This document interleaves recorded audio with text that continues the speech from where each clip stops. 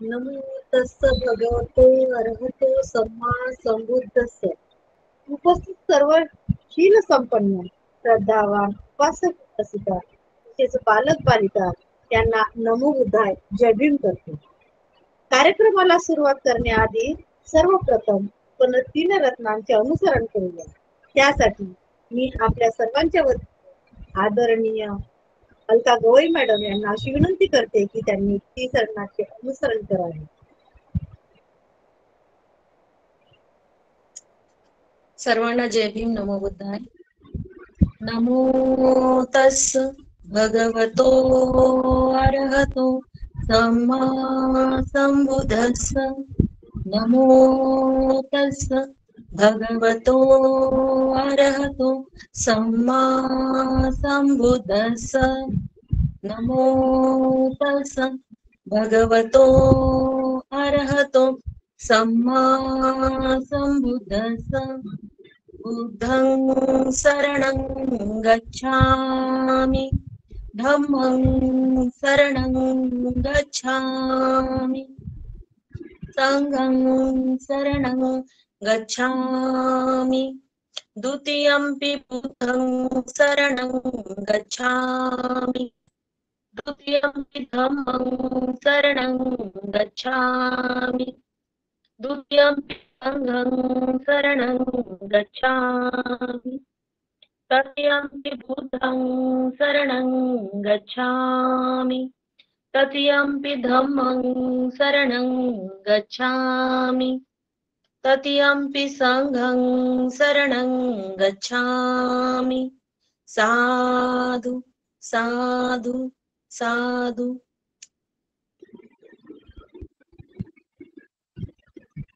आज आपण या मालिकेचे धन्यवाद मॅडम. आज आपण या मालिकेचे 75वे पुष्प घेऊन आलो आहोत. तेव्हा आपण सर्वांनी शांत आणि एकाग्र चित्ताने त्या बुद्धवाणीला श्रवण करावे, ग्रहण करावे ही आपणास नम्र विनंती करीत आहे. आजच्या आपल्या मार्गदर्शिका आहेत आदरणीय प्रज्ञा वाघ मॅडम. यांचा थोडक्यात मी परिचय देत आहे. मॅडमचे पाली भाषेमधून MA झालेले आहे. त्यांना धम्माची खूप आवड आहे. धम्मपद अट्टकथावर मॅडमनी मार्गदर्शन केलेले आहे.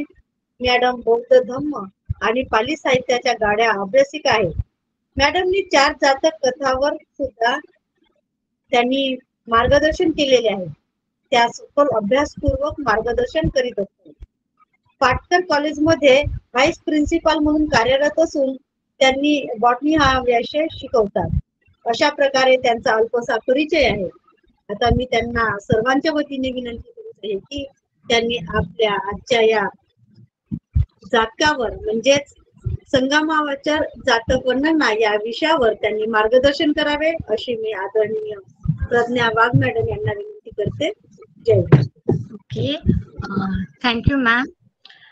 नमो तस्स भगवतो अर्हतो सम्मा संबुद्धस्स. महाकारुणिक तथागत भगवान बुद्ध, बोधिसत्व डॉक्टर बाबासाहेब आंबेडकर यांना त्रिवार वंदन. तसेच संपूर्ण धम्मसाकरच्या टीम, उपासक उपासिका यांना नमो बुद्धाय जय भीम. जातक संकले आज आपण मधील 4थ्या असदिस वगवती संगमावचर जातक जे 182 क्रमांकाचं जातक आहे ते बघणार आहोत. पण तत्पूर्वी संक्षिप्त मध्ये आपण त्याची कथा बघूया. तर ह्या अथ्थकथेचा प्लॉट असा आहे की बुद्ध हे संबोधी प्राप्तीनंतर प्रथमच कपिलवस्तूला आलेले आहेत आणि त्याच दिवशी कपिलवस्तूमध्ये त्यांचे जे what you can say half brother जे आहेत म्हणजे शुद्धोधन राजा आणि महाप्रजापती गौतमी यांचे पुत्र नंद राजकुमार यांचा विवाह सोहळा होत आहे जनपद कल्याणी सोबत. किती अतिशय सुंदर आहे जनपद कल्याणी ही कशी आहे, अतिशय सुंदर आहे. आणि ते मग ती बघते की बुद्धांच्या सोबत बुद्धांचे पात्र घेऊन हातातलं ना भिक्षा पात्र घेऊन नंद त्यांच्या सोबत जात आहे. ते बघून तिचं पण मन अस्थिर होतं आणि पण बुद्धांना इतका ड्यू रिस्पेक्ट असतो नंदांच्या कडूनही की ते त्यांना नाही म्हणत नाही आणि पुढे विहारात जाऊन त्यांची प्रबज्या होते. त्यांनाही ते आदरपूर्वक रिस्पेक्ट करत असतात म्हणून नाही म्हणत नाही, पण त्यांच्या मनाविरुद्ध सगळं झालं असल्यामुळे त्यांचं काही लक्ष लागत नाही. मग तथागत दशबलधारी तथागत यांना त्यात असतं की ह्यांचा अरहंत प्राप्तीचा जो काळ आहे, समय आहे, तो त्वरित आलेला आहे. मग असं आहे ना, विन विन सिच्युएशन करून उपाय कौशल्य साधून ते कसं त्यांना अरहंत पद प्राप्तीकडे नेतात. हा एक असं एकंदरीत ही कहाणी आहे. आणि ह्याचा जो सेकंड पार्ट आहे दॅट इज अतितवत्तू, की जी एक केस हिस्ट्री असते, केस स्टडी असते, की केस स्टडी मध्ये की हा बोधिसत्व तिथे ट्रेनर असतात, हत्तीचे ट्रेनर असतात. हत्ती शिक्षकाच्या कुलात ते जन्माला आलेले असतात.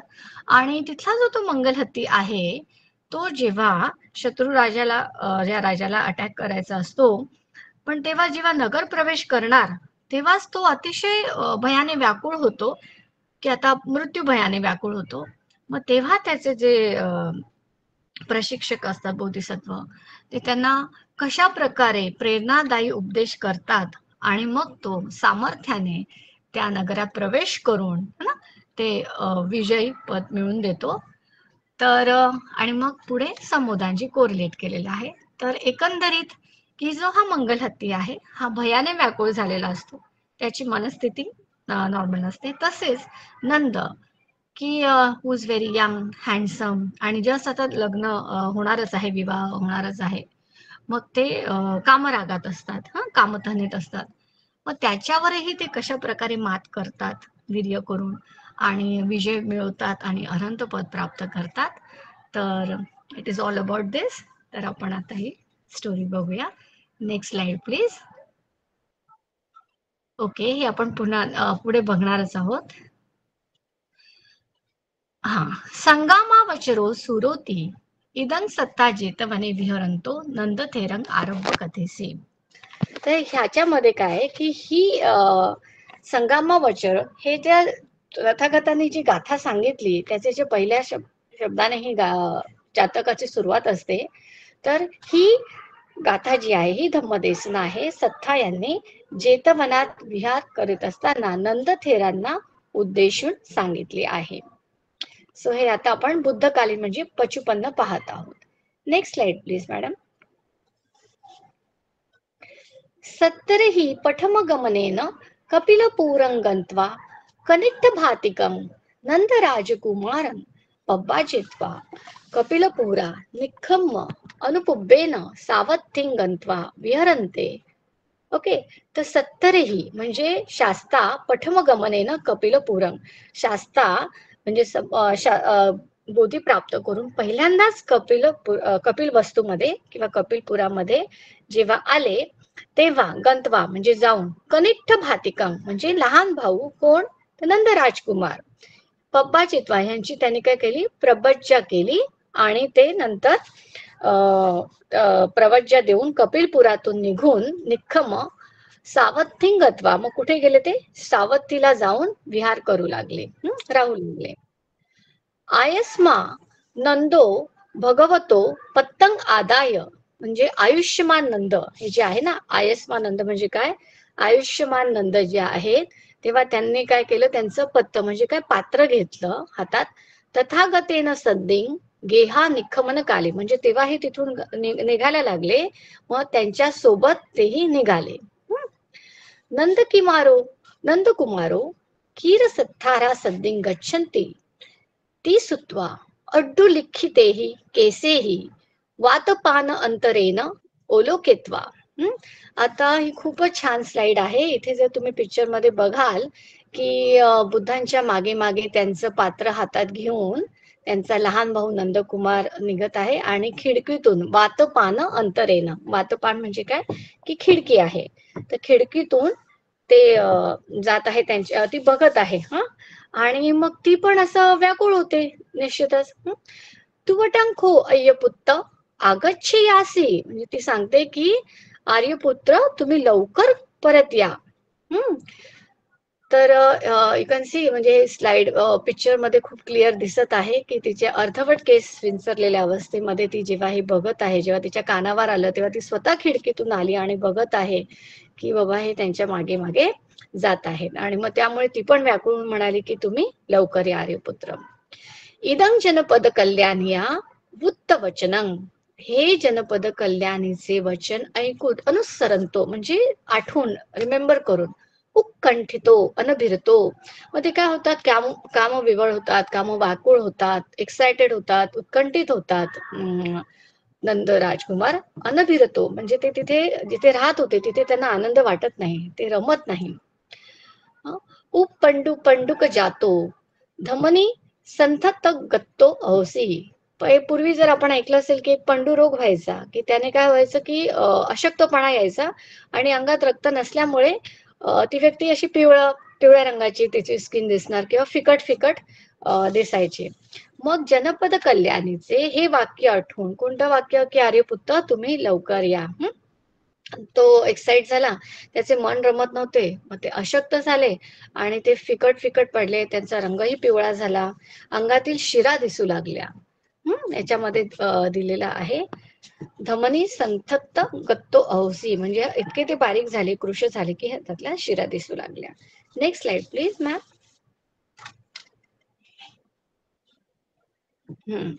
सत्ता तस्स तं पवतीं ज्ञात्वा, म्हणजे तस्स त्याची ती घटना किंवा ती स्थिती ज्ञात्वा जाणली.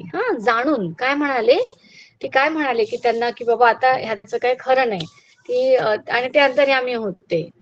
यंग नून आहंग नंद अर्हत्ते पठित्थापेय, की ते म्हणाले की मी नंदाला अर्हत पदाची प्राप्ती करून देईल असं. चिंतेत्वा तस्स वसन परिवेणं गंत्वा, मग असा विचार करून ते त्याच्या वसन परिवेणं म्हणजे राहण्याच्या ठिकाणी जाऊन, पंचत्त आसने म्हणजे त्यांचे जे बसायचे ठिकाण आहे तिथे बसून निस्सिन्नो बसले ते तिकडे. आणि मग त्यांनी विचारलं काय, कच्ची नंद इमस्मिंग शासने अभिरमसी, ती पुछी, त्याने विचारलं तुझं या शासनामध्ये मन रमतं का. म्हणते जनपद कल्याणिया पटिबद्ध चित्तो हुत्वा न अभिरमामिती, म्हणजे ते खरं सांगून देतात की बाबा की जनपद कल्याणीच्या मध्ये माझं जे चित्त आहे ते पटिबद्ध झालेलं आहे. म्हणजे काय झालं, अट्रॅक्ट झालेलं आहे. कुठे अट्रॅक्ट झालेलं आहे, कुठे सारखे सारखे विचार येतात, because everything is there in mind. आता जनपद कल्याणी तिथे आहे का नाही, पण त्यांचं सारखं स्मरण त्यांना जनपद कल्याणीचं होत आहे. होऊन न अभिरमामी म्हणजे मला इथे करमत नाही. मग ते काय करतात, त्यांचं जे उपाय कौशल्य आहे की बाबा याचं आता माइंड आपण चेंज केलं पाहिजे, इथून त्याला बाहेर काढलं पाहिजे. मग ते विचारतात हिमवंत चारिकं गत्तपुब्बोसी नंदाती, तू गत्तपुब्बोसी म्हणजे पूर्वी कधी हिमालयात गेला आहेस का चारिका करायला, यात्रा करायला. न गतपुब्बो भन्ते, मग तो म्हणतो नाही मी यापूर्वी कधी गेलेला नाही. ते नाही गच्छा माती, मग चल मग आता आपण जाऊया. नथी मे भन्ते इद्धी कत आहं गमिष्यामीति, काय म्हणतात की माझ्याकडे इद्धी नाहीये, माझ्याकडे कोणत्याच सिद्धी नाहीये की कसं इथून पटकन वनातून आणि पटकन तिथे कसं जायचं. तर माझ्याकडे काय त्याच्यासाठी इद्धी सुपर नॅचरल पॉवर काय नाहीये. Next slide please. सत्ता अहं तं नंद मम इद्धी बलेन नेसामी, मग सत्ता काय म्हणाले की नंदा मी माझ्या इद्धी बळाने तुला घेऊन जाईन. ओके, मग त्यांनी काय केलं की थेरंग हत्ते गहेत्वा आकाशं पखंदंतो अंतरामध्ये एकस्मिन झामक येते. ओके, मग थेराने काय घेतलं की त्याचा हात धरला आणि मग त्याच्या हात धरून ते त्यांना आकाशातून तिकडून ते जायला निघाले. म्हणजे एक पाऊल इथे ते एक पाऊल तिकडे. पखंदंतो म्हणजे आकाशातून त्यांनी असं उडी मारायला जाताना. अंतरामध्ये मग त्यांच्या रस्त्याच्या मध्ये एकस्मिन झामक येते. झाम म्हणजे काय, जळलेलं. तर एका जळलेल्या खेतामध्ये जळलेलं जे हे होतं काय म्हणता तुम्ही, शेत, तर त्या शेतामध्ये त्यांनी पाहिलं की एक माकडीण आहे. झामक येते झामक हानुके निस्सिन्नंग, एका खुंटावर एक माकडीण बसलेली आहे. ती कशी दिसते, छिन्न कन्न नासन गुंठंग म्हणजे तिचं जे काय छिन्न म्हणजे कापलेलं आहे, काय कान, कन्न म्हणजे कान, नाक शेपूट कापलेला आहे, अशा अवतारात ती आहे. झाम लोमंग, लोम म्हणजे केस, म्हणजे तिचे जे केस आहे ना तेही जळालेले आहेत, अंगावरचे केस जळालेले आहेत. छिन्न छविंग, चम मत्तंग, मग तिची कातडी सुद्धा फाटून गेलेली आहे. लोहित पलिगुंठितं एकं पलुठ्ठ मक्कटिंग दस्सेसी, तिच्या त्वचेतूनही म्हणजे तिला इतकं ती जळून तिची दुर्दशा झालेली आहे, ती विद्रूप झाली की तिच्या त्वचेतून काय रक्त गळत आहे. आणि तसं त्याने दर्शवलं, दस्सेसी दाखवलं. पस्ससी नंद एतं मक्कटीती, मग ते म्हणतात की बघ बघ नंदा, ह्या माकडीनीला बघ कशी आहे ती. आम म्हणते, ते म्हणतात ओके हा बघितलं मी. सठ्ठू पच्छखं करोही, चांगल्या प्रकारे तिला बघून घे असं ते सांगतात. Next slide please. अथ नंग गहेत्वा सठ्ठी योजिकं, मग त्यांना काय सांगितलं की त्यांनी मग ते त्याला सठ्ठी योजिकं म्हणजे 60 योजनांचे मनोशिलातलं अनोतत्त दह आदयो सत्त महासरे पंच महानदियो सुवर्ण पब्बत रजत पब्बत मणी पब्बत पटिमंडितम अनेक सत रामणेयकं हिमवंत पब्बतम दस्यत्वा, मग त्यांनी काय केलं की त्यांना घेऊन ते 60 योजनांचं किलोमीटर म्हणजे डिस्टन्स किती त्यांनी सांगितलंय, काय दाखवलं, मनोशील तळे दाखवलं, अनुतत्त तळे दाखवलं, 7 महासरोवरे जे आहेत ते दाखवली, 5 महानद्या, आणि मग काही सुवर्ण पर्वत, काही चांदीचे पर्वत, काही मण्यांचे पर्वत, असे जवळजवळ किती अनेक सत म्हणजे किती शेकडो रमणीय स्थाने त्यांनी दाखवले आणि हिमालय पर्वत सुद्धा दाखवला. दस्यत्वा म्हणजे दाखवून काय म्हणाले, तावतं भवनं अथंतं गहेत्वा सठ्ठी योजनिकम. ओके, हे आपण आता पाहिलं. तावतींच भवन मध्ये तू पाहिलं आहेस का? दिठ्ठ पुब्बंग पूर्वी पाहिलं आहेस का? न दिठ्ठ पुब्बंग मी पाहिलं नाही बनते. एही नंद तावतींच भवनं ते दस्सई सामिती तत्थ नेत्वा पंडुकंबल सिलासने निसिदी, मग त्यांनी काय केलं, शास्त्राला त्याला घेऊन शास्त्रा कुठे गेले की तावतीस लोकात पंडुकंबल शिलासनावर बसले. सक्को देव राजा द्विसु देव लोकेसु, मग तिथे जो तिकडचा जो मुख्य आहे सक्क देव राजा, त्यांनी काय केलं, द्विसु 2 देवलोकातल्या देवसंघेन सद्देन देवसंघाला सोबत घेऊन आगंत्वा वंदित्वा एकमंतं निसिदी, म्हणजे त्यांना सोबत घेऊन तिकडे येऊन शास्त्राला वंदन करून एका बाजूला बसला. अड्डतीय कोटी संघा तस्स परिचारिका पंचसता, मग त्यांनी काय केलं, त्याच्यासोबत अजून कोण होतं, 2.5 कोटी, अड्डतीय कोटी म्हणजे काय, 2.5 कोटी सेविका आणि पंचसता ककुटपादा देव अक्षरो अपि आगंत्वा, मग त्याच्याबरोबर ह्या 2.5 कोटी सेविका पण आल्या आणि कबुतराच्या किंवा आपण म्हणू की जे ककुट म्हणजे दोन्ही येऊ शकतं, कोंबडीचे पण जे छोटे पिल्ल असतात ना त्यांच्या पायासारखे, की त्यांचे किती टेंडर पाय असतात, त्यांचे जे कलर एकदम बेबी पिंक असतो तसे लाल पाय असलेल्या पंचसत म्हणजे 500 अप्सरा त्या सुद्धा आल्या. मग येऊन त्यांनी काय केलं, वंदन करून एका बाजूला बसल्या. सत्ता आयस मंतं दंदं तापच्च सता अक्षरा किलेस वसेन पुनः पुनः आलोका पेसी, मग शास्त्राने नंदाला असे केले की म्हणजे त्यांनी कारण मेन सिच्युएशन करायची होती, त्यांचं एक उपाय कौशल्यच होतं की तो नंद त्या 500 अप्सरांकडे किलेस वसेना म्हणजे एकदम लस्टफुल नजरेने किंवा आसक्त होऊन कामवासनेच्या भावनेने पुन्हा पुन्हा म्हणजे सारखं स्टेरिंग करायला लागला, पुन्हा पुन्हा पाहू लागला. पस्ससी नंद इमा ककुटपादिनियो अच्छरायोती, मग तो काय म्हणतो की बघ बाबा, ह्या आहेत ह्या सगळ्या त्या हे आहेत, तू त्यांना बघून घे. मॅडम परत हे बौद्धृतला हे जातक आहे, तर त्याचं हे पिक्चर आहे. नंदा कबुतरासारख्या लाल पायाच्या अप्सरांकडे बघतो आहेस का? होय म्हणते.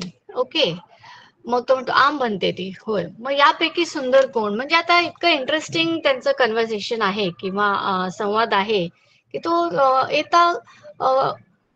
येता सोबती कोण शोभून दिसते? उदाहू जनपद कल्याणी ती.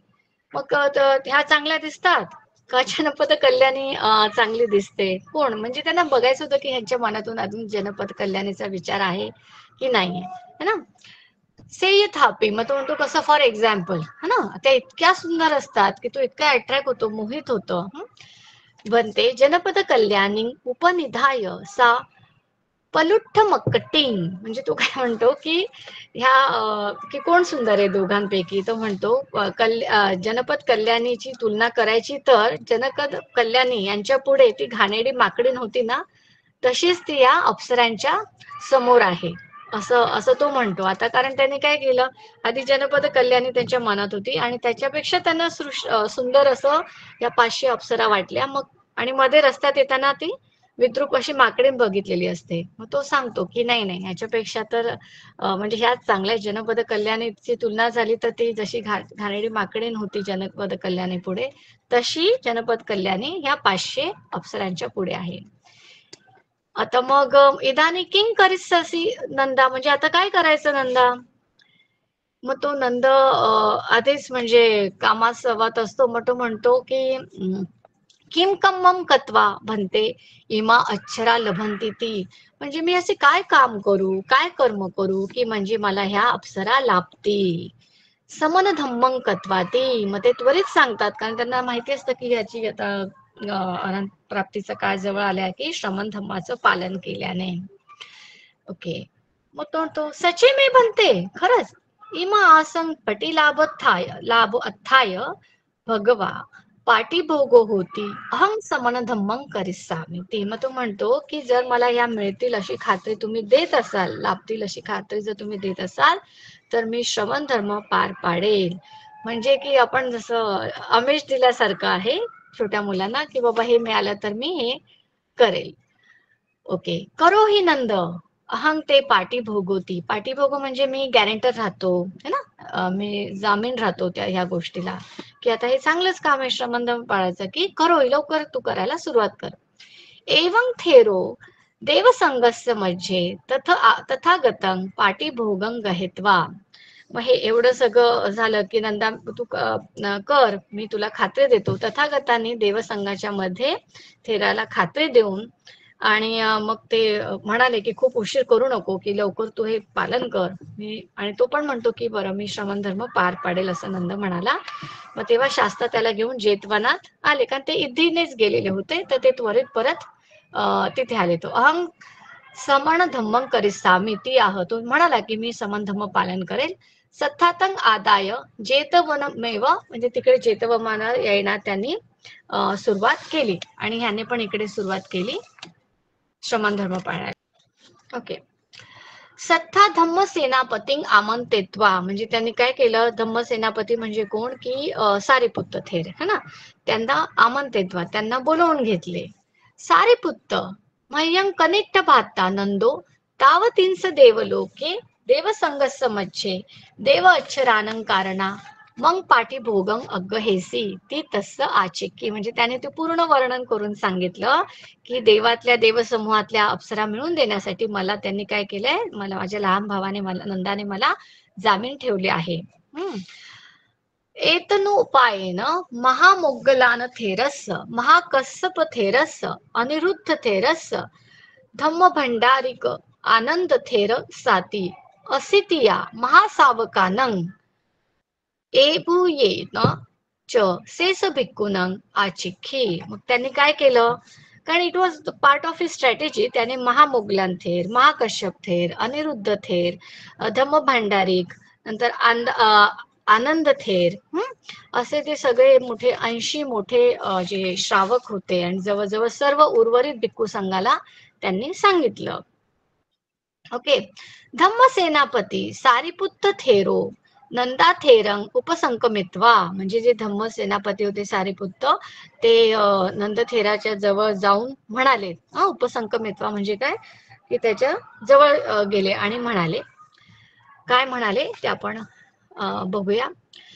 सच्चंकीर्त्वं आऊसो नंद तावतींस देवलोके देवसंगस्य मध्ये देवच्छरा लभंतो समनधम्मं करिसामी ती दसबलं पाटीभोगं घनी. त्याने विचारलं आयुष्य म्हणता खरंच का तू मला देवलोकातल्या अप्सरा मिळाल्या तर मी श्रवण धर्म पाळील असं म्हणून दशबलधारी बुद्धाला जामीन ठेवले आहेस. म्हणजे तो टॅली करतो की हे असं आहे का. मग तिवत्वा ननु एव संते तव ब्रह्मचार्य वासो मातु कामो सन्निसितो किलेस सन्निसितो तस्सते इत्थिनं अथाय समन धम्मं करोतंस भतिया कम्मं करोतेन कम्मकारकेन सद्दिं किं नानाकरणं ती. म्हणजे त्याने मग असं काय म्हणाला की ती असं जर असेल तू आणि भाडोत्री काम करणारे जे कामकरी आहेत की जे पैशाचा महिन्याच्या काठी मोबदला घेऊन जे काम करतात असे जे कामकरी आहेत म्हणजे हे तुम्ही दोघं सारखेच आहात असं म्हणणं काही चूक नाही असे बोलून त्याने नंदथेराला लाजवले आणि कसं केलं त्याला निस्तेज केलं. तसं ते इत्थिनंग अथाय म्हणजे तू हा जो सर्व धर्म करतोयस तू त्या स्त्रियांचा लाभ होईल है ना त्या अर्थानेच तू श्रमण करतोयस तर हे चांगलं नाही. म्हणजे भाडोत्री कामवाले असतात जे घरातल्या कामवाल्या बाया आहेत की महिन्याच्या अखेरी ते त्यांना कसं अटॅचमेंट नसते की आपण काम करणार आणि पैसे घेणार पगार घेणार आणि जाणार. तर मग तसं करून त्यांनी काय थेरंग लज्जा पेसी नितेजंग अकासी त्याला कसं केलं थेराला लाजवलं निस्तेज केलं. तर इथे बघा ह्याच्यामध्ये खूप छान स्लाइड आहे. ह्याच्या पिक्चर मध्ये दिसत आहे की कशा प्रकारे त्यांनी त्याचे कान उघडणी केली की तुझ्या मनात जर हाच विचार आहे आणि एवढे दशबलधारी तथागत आहेत त्यांना तू जामीन ठेवलं अशा गोष्टीसाठी म्हणजे की तू काहीच ह्याची व्हॅल्यू करत नाहीयेस की जो धम्म आहे धम्माची काहीच तू व्हॅल्यू करत नाहीये. आणि ते प्रकारे बघा इथे पिक्चर मध्ये खूपच सुंदर पिक्चर आहे. तर कसं ते त्यांना ते लज्जित झाले हे ऐकून. Next slide please. So अयुक्तं वतमे कथन्ति Hiriya च ओतप्पेन च वीर्यं धनं पग्घणित्वा विपस्सनं वढेत्वा अरहत्तं पत्वा सत्तारं उपसंकमित्वा. ओके मग त्याने काय केलं की बाबा ते मग बाकीचे लोक अजून काही लोक असं सगळ्यांनी त्याला याप्रमाणेच 80 महाश्रावकांनी आणि बाकीच्या सर्व भिक्खूंनीही त्याला लज्जित केले. त्याला लाज वाटली आणि त्याला या अकुशलापासून परावृत्त होऊन कठोर वीर्य केलं त्याने हिरिया आणि ओतप्पेनं. हिर्य म्हणजे एक प्रकारची लाज वाटणे जसे पुग्गल पयंती म्हणजे दुःख पुग्गल आहे की हिरी अहिरी ओतप्प अनोतप्प. हिरिया म्हणजे काय झालं त्याला मनाची लाज वाटली आणि ओतप्पेनं की बाबा आता ह्याचे परिणामाला जो माणूस घाबरतो किंवा जनाची लाज वाटते त्याला इतरांना काय वाटेल म्हणून ते अकुशल कर्म करत नाही असे त्याच्यामध्ये ह्या चेतसिका जागृत झाल्या हिर्य आणि ओतप्प. आणि त्याने वीर्याने मग खूप म्हणजे विपश्यना करण्यासाठी पण काय लागतं की एक प्रकारचं वीर्य लागतं. मग ते वीर्याने मनाप्रमाणे काय केलं विपश्यना वाढवली विपश्यना करायला घेतली त्याने आणि मग विपश्यना करून अनंत पद ज्याची काय केले ते प्राप्त करून घेतले. आणि मग सत्तारंग उपसंकमित्वा सत्ताकडे तो जाऊन म्हणाला अहं भन्ते भगवतो पटिस्सवं मुच्छामी ती आह. म्हणजे मी तुम्हाला जे प्रॉमिस केलेलं की तुम्ही जामीन राहात है ना असं तुमच्याकडून मी ते शब्द घेतलेले त्याच्यातून मी काय करतो तुम्हाला मुक्त करतो. सत्ता अपि सत्य काय म्हणाले यदात्वं नंद अरहत्तं पत्तो तद आवे वाहं पटिसवा मुत्तोती आह. म्हणजे की ज्या वेळेस तू अरंत झाला त्याच वेळी मी या जामिनातून मोकळा झालो आहे. ते अरण्यात जाऊन कारण का त्यांना हिरी उत्तप निर्माण झालं की ते त्याच्या विहारात ते ध्यान करायला बसले नाही आणि मग ते मागच्या स्लाइड मध्ये की कसं त्यांना एकटाच जाऊन मग त्यांचं कॉन्सन्ट्रेशन त्याने वाढवलं आणि मग अनित्याचा बोध झाला सत्याचा साक्षात्कार झाला अनुभवाच्या स्तरावरून आणि मग त्यांनी अनंत पद प्राप्त करून घेतलं. म्हणजे त्यांच्या ज्या डिफाईलमेंट्स होत्या त्याच्यावर त्यांनी मात करून विजय मिळवला. Next slide please.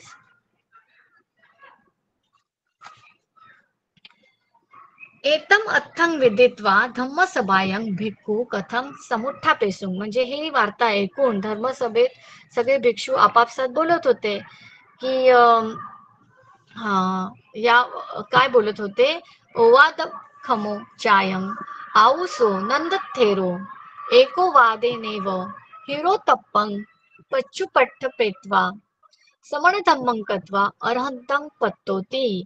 मग ते बोलत होते की हा आयुष्यमान नंद जो आहे त्याला थेराचा उपदेशाचा केवढा अधिकार आहे, म्हणजे केवढा त्याने मनावर घेतलं. ते एकदाच उपदेश केल्यावर लाज वाटली आणि निंदेचं भय वाटून त्याने काय केलं, एकांतात जाऊन श्रमण धम्म पाळून, नुसताच पाळला नाही तर सिरियसली पाळला आणि अनंत पदाची प्राप्तीही केली. मग आता हे नेहमीच्याच फ्रेजेस आहेत. सत्ता आगंत्वा काय नुत्थ भिक्कवे इतरही कथाय सन्निसिन्नाती. म्हणजे ज्या रेग्युलर फ्रेजेस आहेत, जी स्टाईल आहे जातकाची, की धम्मसभेत काय चर्चा सुरू आहे असं त्यांनी विचारून इमाय नामाती होते, म्हणजे असं असं झालं, म्हणजे असं त्यांनी भिक्खूंनी तथागतांना सांगितले. मग तथागत त्यावर काय म्हणाले, न भिक्कवे भिक्खूंनो इद आनेव. याच्या केवळ आताच नाही तर पूर्वीही पुब्बे अपि पूर्वी सुद्धा नंदो ओवादख मोएवा ती वत्वा अतितंग आहारी. म्हणजे पूर्वी सुद्धा नंद, म्हणजे त्याच्या पूर्वीच्या बर्थ मध्येही नंद असाच उपदेशाचा अधिकारी झालेला आहे, म्हणून त्यांनी ही अतीतातली गोष्ट सांगितली. म्हणजे सो फार आता हे पचुपन्न होतं. आता जातकचा जो सेकंड पार्ट सुरू होतो ते म्हणजे काय की अतितवत्तू, जी केस स्टडी म्हणूनही बघितली जाऊ शकते. मग आता याच्यामध्ये आपल्याला काय दिसतं अतितवत्तू मध्ये, अतिते वाराणसीयं ब्रह्मदत्ते रज्जं कारयंतो बोधिसत्तो हत्ताचर्य कुले निबत्तित्वा. ओके, म्हणजे पूर्वी वाराणसी ब्रह्मदत्त राज्य करीत असताना बोधिसत्व कोण होता, कोणत्या योनीत होता, तर हत्ती शिक्षकाच्या, हत्त आचार्य म्हणजे काय, आचार्य आहे तो, शिक्षक आहे कोणाचा, हत्तीचा, म्हणजे काय ट्रेनर आहे, त्याच्या कुळात जन्माला आला. ओके, वयपत्तो म्हणजे वयात आल्यावर, मोठा झाल्यावर, हत्ताचर्य सिप्पे, सिप्पे म्हणजे काय, कला, हत्तीचा शिक्षक बनण्याची जी कला आहे याच्यामध्ये तो निफत्तिंग पत्तो पारंगत झाला. आणि मग पुढे काय झालं की एकं वाराणसी रंयो सपत्त राजानं उपठ्ठासी.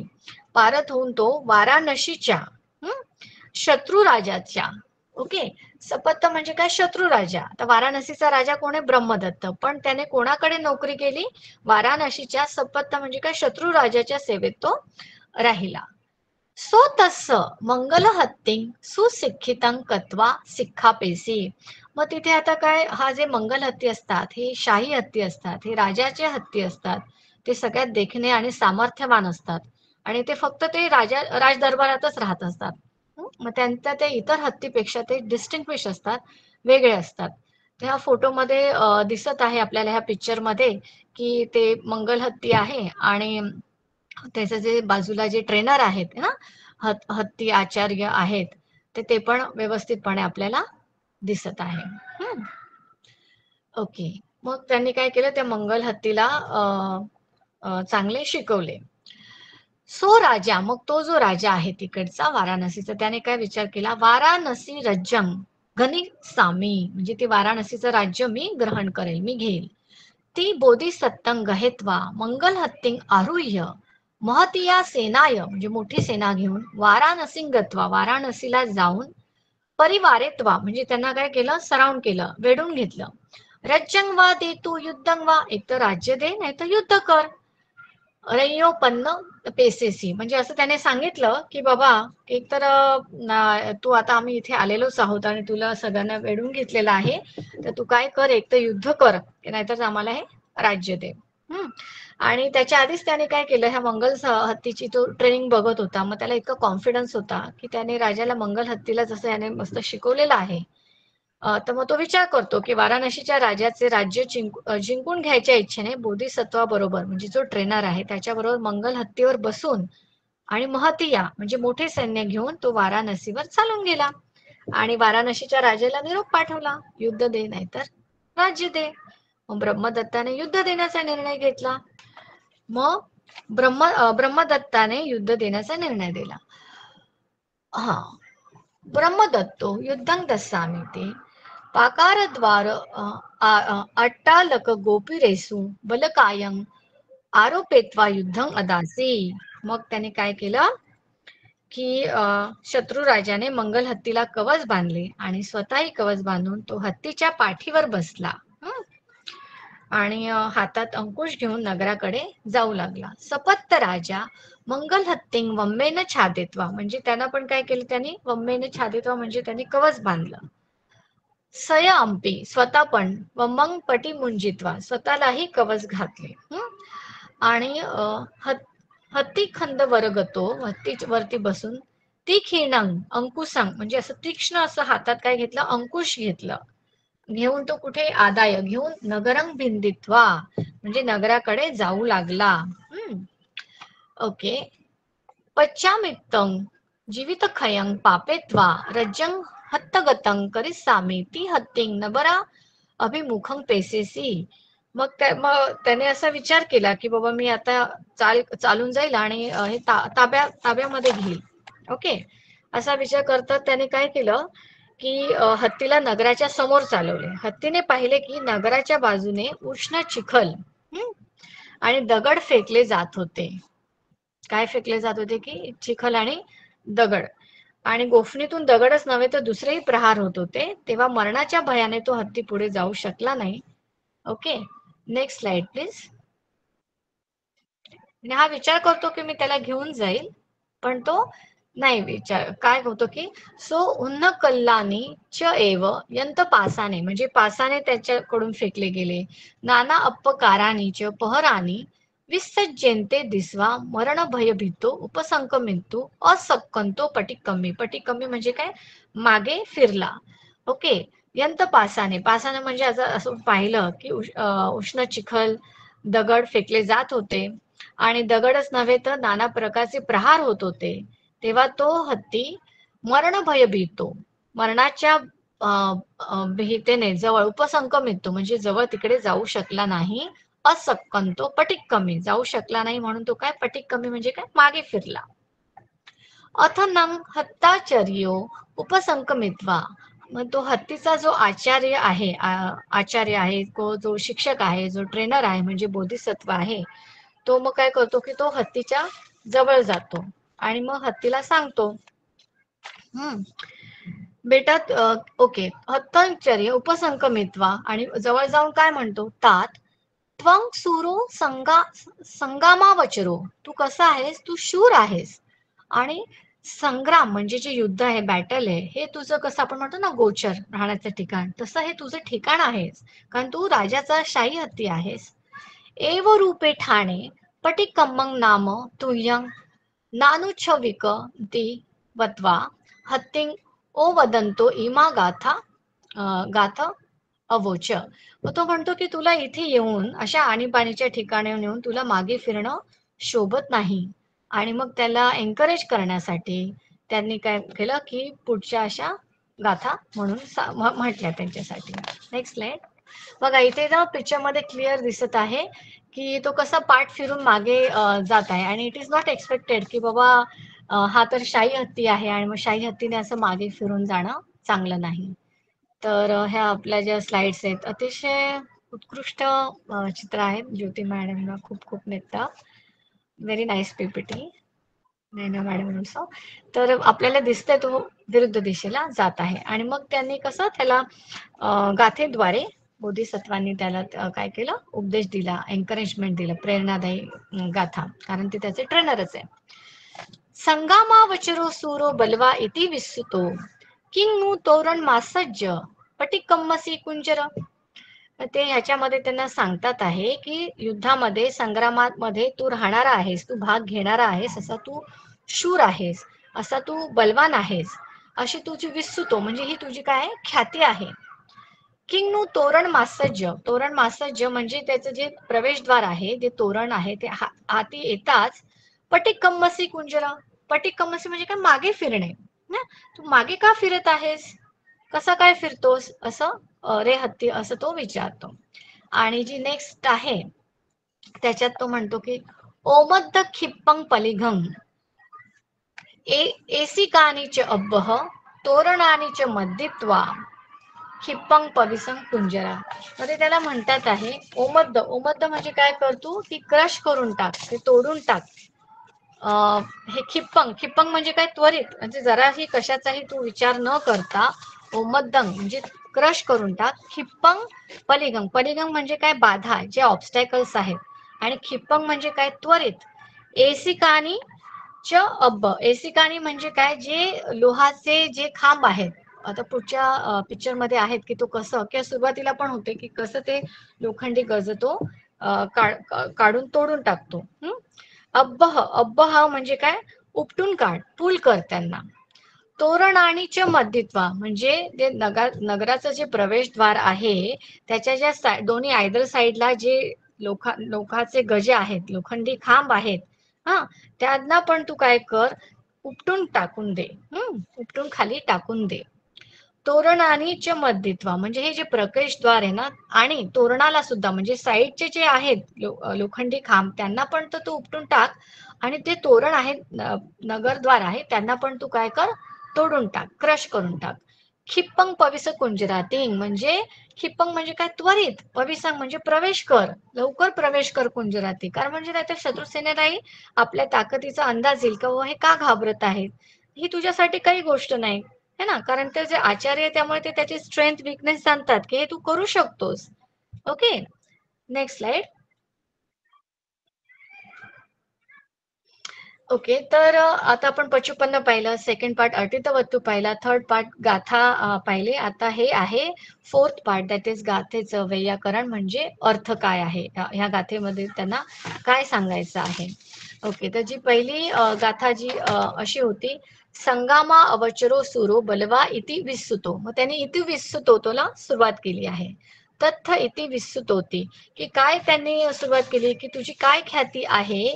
त्वंग पवत्त संपहारंग, की तू पवत्त म्हणजे असा पर्वत कसा असा स्थिर असतो है ना, तसं संग्रामात तू कसा स्थिर आहेस. संग्राम मद्दित्व अवचरण तो संगामावचरो, म्हणजे तू ह्याच्यामध्ये काय करून टाकतो, हे सगळं क्रश करून टाक. कारण हे तुझं गोचर आहे, तू तिथे राहतोस, हे तुला माहिती आहे. संगामावचर मध्ये तू राहणार आहे आणि तू शूर आहेस. तर शूराला त्यांनी परत काय दिलंय, स्थिर हृदयताय. स्थिर म्हणजे स्थिर. तुझं हृदय कसं आहे, तू स्थिर आहे, म्हणजे तुझं जे माइंड आहे ना ते अस्थिर नाहीये. तू असा विचार नाही केला पाहिजे, डगमगला नाही पाहिजे. ओके, त्याचा अर्थ दिला. आणि पुढे काय, थांब संपत्ती.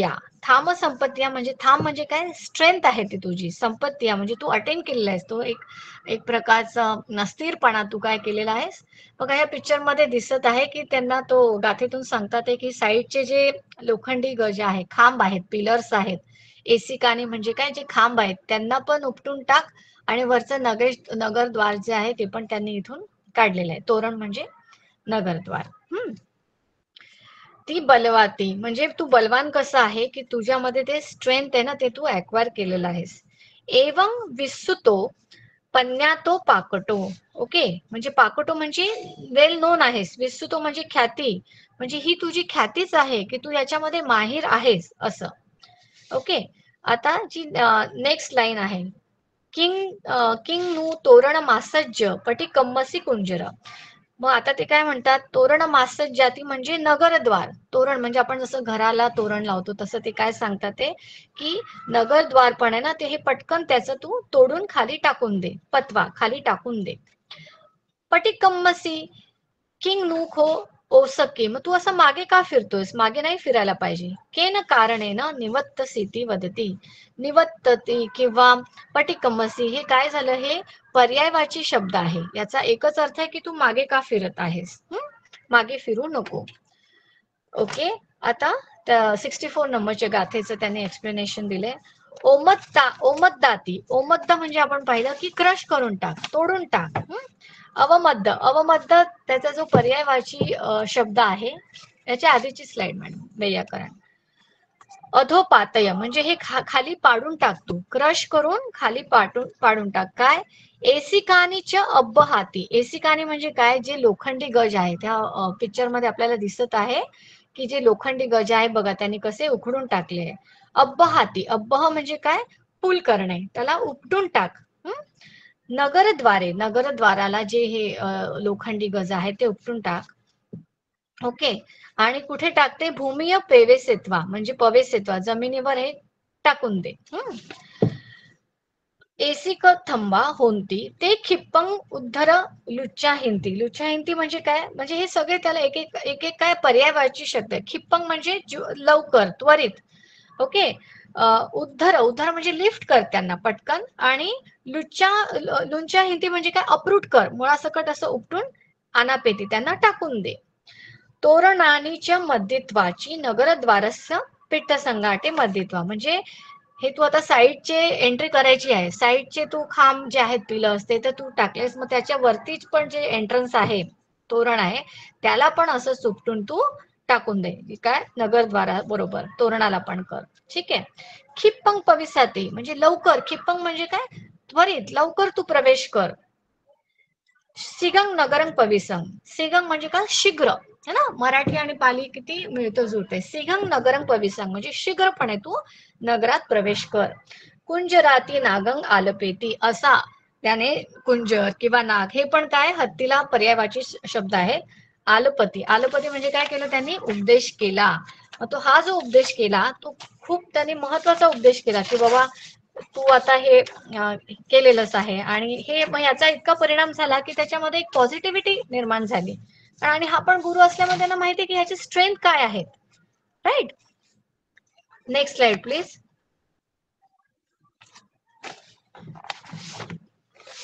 ओके.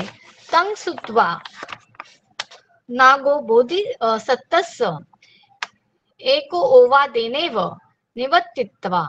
मग आता त्यांनी हे एकदाच ऐकलं, एकदाच हा उपदेश ऐकला, है ना? तर तंग सुत्वा हे ऐकून, राईट, हे ऐकून त्या नागाने म्हणजे कोणी? मंगल हत्तीने. कोणाचा? बोधिसत्वचा म्हणजे बोधिसत्वाचा. म्हणजे बोधिसत्व कोण? की ते हत्ती प्रशिक्षक आहेत ज्यांना त्याने हत्तीला ट्रेन केलेला आहे. याचा एकच उपदेश ऐकून मग काय केलं? एसिक थंबे सोंडाय पलिवेठ्ठेत्वा म्हणजे आता कसं एक प्रकारे त्यांच्यामध्ये ऊर्जा निर्माण झाली. त्याने ही टूक इट व्हेरी पॉझिटिव्हली. आणि ऊर्जा निर्माण म्हणून एसिक थंबे, एसिक थंबे म्हणजे काय? त्याचे खांब आहेत ना ते ओखडून टाकले, पण कसे? आपल्या सोंडेमध्ये त्याने गुंडाळून घेतले, रॅप करून घेतले. सोंडाय पलिवेठ्ठेत्वा मग कशाप्रमाणे केलं त्याने? विय, विय म्हणजे काय? प्रमाणे. ह्याच्यासारखं इथे एक उपमा आहे. अहिच्छतक अहिच्छत्त कानी. तर आता अहिच्छत्त म्हणजे काय? मशरूम्स, जे अळंबे म्हणतो आपण किंवा मशरूम्स म्हणतात इंग्लिशमध्ये. आपल्याला माहितीये मशरूम्स ते किती फ्रेजाईल आहे. ते जे झाडावर म्हणजे खाली जमिनीवर आले असतात ती लहान मुलं पण असे पटकन उपटून घेऊ शकतात, है ना? मशरूम्स त्याला खाली असं छोटासा दांडा असतो आणि वरती छत्री सारखे असतात. असे छोटे छोटे छोटे जे मशरूम्स असतात ते किती इझिली कोणी लहान मुलंही उपटून घेऊ शकतात जमिनीवरून, त्याला काहीच हे लागत नाही. मग तसा हा मंगल हत्ती हा इतका बलवान आहे. मग एखाद्याने एखाद्या मशरूम्सला असे तोडून घ्यावं इतक्या इझिली, ओके, लुंचित्वा म्हणजे उपटून घ्यावं त्या मशरूमला तितक्या इझिली पण त्यांनी काय केलं? त्या खांबांना सोंडेमध्ये गुंडाळून उपटून घेतलं. कोणाला? साईडचे जे लोखंडी गज आहेत त्यांना. तोरणंग मध्यत्वा मग त्याच्याबरोबर जे प्रवेशद्वार आहे ना वरचं त्याला पण पलिघंग ओतारेत्वा म्हणजे हे जे काय होतं हे ऑब्स्टॅकल्स आहेत यांना ओतारून खाली फेकून दिलं. नगरद्वारंग भिंदित्वा मग नगरात गेला. नगरंग पविसित्वा नगरामध्ये प्रवेश केला. रज्जंग गहेत्वा अदासी आणि राजाला ते विजय मिळून दिला. तर ही अतितवत्तू होती. आणि आपण पाहिलं अतितवत्तूमध्ये आपण गाथा बघितली, बोधिसत्वाने सांगितली, त्याचं स्पष्टीकरण पाहिलं. आता जे शेवटचं आहे समुदान तर ते 5वा जो भाग आहे. सत्था इमंग धम्मदेसनंग आहारित्वा शास्त्राने ही धम्मदेसना देऊन जातकंग समोधानेसी जातकाचं समुदान केलं. आणि ते काय म्हणाले? तदा हत्ती म्हणजे त्यावेळेचा जो हत्ती असतो, राईट, नंद अहोसी तो आत्ताचा 55 कोण आहे? की तो नंद आहे. आणि जो राजा असतो तो आनंद आहे आता 55 म्हणजे अतितवत्तू मधला जो राजा आहे तो आत्ताचा कोण आहे? आनंद आहे. हत्त आश्चर्यो पण अहम एव अहोसी म्हणजे पण तो हत्तीचा जो ट्रेनर असतो तो कोण असतो? तो मीच होता. ओके. तर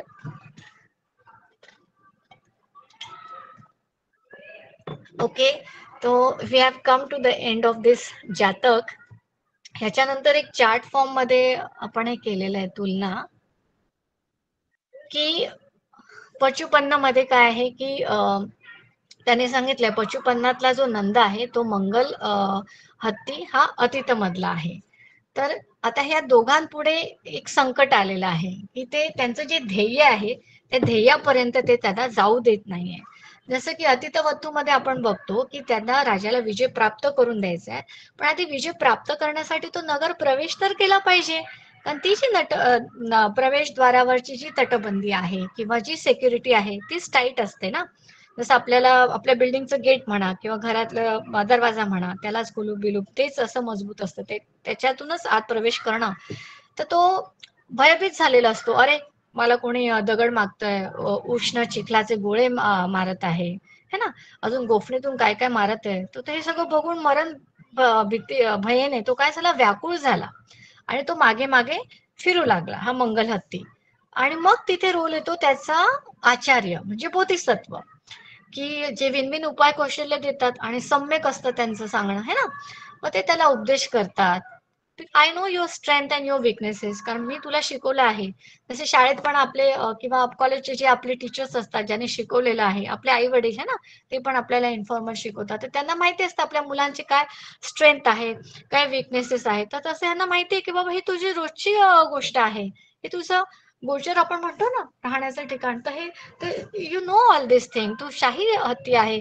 आणि फक्त त्यांना एक काय होतं, एक ट्रिगर पॉइंट किंवा त्यांना एक थोडंसं असं पुशअप हवं होतं, ते त्या बोधिसत्वाने त्यांना दिलं आणि ह्यांनी पण खूप पॉझिटिव्हली घेतलंय. तर आपण बघूया तसंच नंदाचंही की त्यांना अरहंत प्राप्तीचा काळ नजीक आला होता. पण मग ते कसं कसं त्या सिच्युएशन कसं ते उपाय कौशल्य तथागतांनी विन विन सिच्युएशन केली की ह्याच्यातून पॉझिटिव्हलीच त्याला अनंत पद प्राप्त झाली पाहिजे. तर पहिले आहे नंद, की बाधा काय होते, तर त्याच्या बाधा होत्या जनपद कल्याणी. कारण एव्हरीथिंग इज इन माइंड.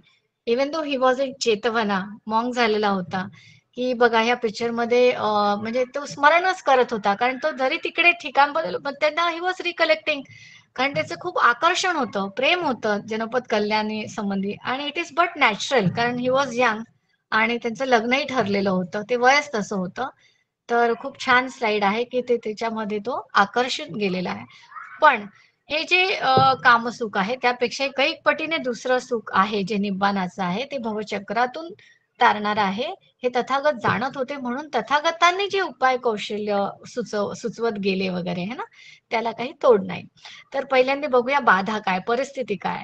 तर इथे राजपुत्र ते आहेत स्वतः आणि जनपद कल्याणीच्या ते प्रेमात असतात. आणि त्यामुळे त्यांच्याकडे काय असतं की नंतर परत 500 अप्सरा असतात. आणि कामछंदामुळे त्यांचं मन व्याकुळ असतं. बुद्धांच्या रिस्पेक्टप्रती ते वृद्धांना होकार देतात की बाबा हो मी प्रभजित होईल. तसंच मंगल हत्ती हा शाही हत्ती होता आणि त्यामुळे त्याला युद्धात जाणं भागच होतं. पण तिथे काय तो भयाने भीतीने ग्रस्त होता. आणि मग दोघांनी काय केलं, बाह्य वातावरणामुळे दोघेही मनाच्या बंधनात अडकल्याने एक आसक्त होता, कामासक्त होता आणि दुसरा भयाने त्रस्त. मानसिक अवस्था दोघांची कशी होती, हा कामासक्त होता म्हणजे व्याकुळच होता आणि तो भीतीने त्रस्त म्हणजे तो पण व्याकुळ होता.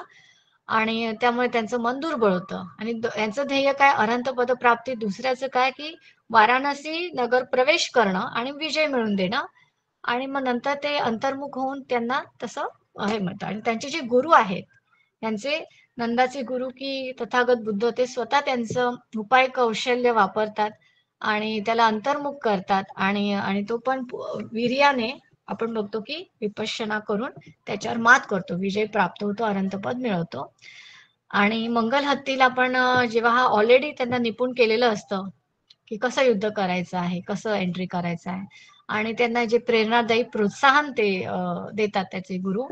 आणि त्यामुळे अंतर्मुख झाल्याने की मन त्यांच्या ताब्यात राहते आणि मार्गदर्शनाला ते फॉलो करतात. तर हा जो ऍक्च्युली संग्राम आहे, संग्राम हा वचर आपण म्हणतो की हा संग्राम कोणाविरुद्ध आहे, तर नंदाचा आहे ना, तो स्वतःच्या विकारांविरुद्ध आहे. कारण स्वतःच्या त्या प्रगती जी आहे त्या प्रगतीच्या आडमध्ये कोण येत आहे, तर प्रगतीच्या आडमध्ये त्यांचं जे कामतन्हा आहे ती येते. मग त्याला ओव्हरकम करणं है ना, की त्याच्यावर विजय मिळवणं तो तो त्याचा संग्राम आहे. आणि वाराणसीच्या ब्रह्मदत्त राजाचे जे राज्य आहे त्याच्या विरुद्ध त्याच्या नगरात प्रवेश करून ते युद्धात विजयी होणं आणि स्वतःच्या भीती विरुद्धही लढा आहेच, त्याच्यातही विजय मिळवणं. युद्धात विजय मिळवणं हे तरी सोपं आहे, पण स्वतःमधले जे विकार आहेत किंवा जे डिफाईलमेंट्स आहेत त्याच्यावर विजय मिळवणं हा तर खरा मोठा संग्राम आहे. आणि ते वीर्याने त्यांनी ते प्राप्त केलं. बदलानंतर काय झालं तर नंदथेर ऍट द एंड की त्यांनी म्हणजे अरहंत पद प्राप्त केलं. जे इंद्रिय संवर्धन मध्ये पुढे ते अग्र बनले, निब्बाण प्राप्त केलं. आणि ह्यांना पण की त्यांनी मृत्यू भयावर विजय मिळवला, स्वतःची ऊर्जा ठेवली आणि दोघेही मग विकारमुक्त झाले आणि मग त्यांना संग्राम जिंकण्यास मदत होते.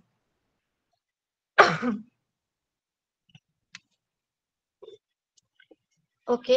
तर आपण ह्याच प्रकारची जे म्हणजे हे आता 182 क्रमांकाचं हे जे जातक आहे, तर तसंच आपण यापूर्वीही धम्मसाकच्या मध्ये धम्मपद जेव्हा कंडक्ट करत होतो आपण, यमक वर्गातलं जे 9th नंदथेर वत्तू आहे, हं, तर त्याच्यामध्ये हा रेफरन्स आलेला आहे आणि त्याचे व्हिडिओज तुम्ही YouTube वरती पाहू शकता की की सेम गाथा सेम कथा आहे नंदाविषयीची, की कसं बाबा त्यांनी विकारांवर मात केली आणि कसा उपदेश केला होता. तर तथागतांचे जे दशबलधारी होते की त्यांनी जाणले होते की नंदांची अरहंत प्राप्तीची जी वेळ आहे ती जवळ आलेली आहे. पण नंद म्हणजे ते येऊन बघतात तर काय की त्याच दिवशी त्याचं लग्न आहे है ना. आपण बघितलं प्लॉट ऑफ द स्टोरी की आता जनपद कल्याणी जी इतकी सुंदर आहे आणि तिचंही तेवढंच प्रेम आहे त्याच्यावरती, नंद राजकुमारवरती. मग आणि ह्यांना कळलं की अनंत प्राप्तीची वेळ जरी जवळ आली पण हा विकाराने ग्रस्त आहे, कामासवात गुंतलेला आहे, कामतन्ह्यामध्ये गुंतलेला आहे. आणि मग भगवंतांनी कसं सम्यक उपाय कौशल केलं की म्हणजे विन विन सिच्युएशन निर्माण केली आणि त्यांना अनंत पदप्राप्तीचा पाथ जो रस्ता आहे तो मोकळा करून दिला.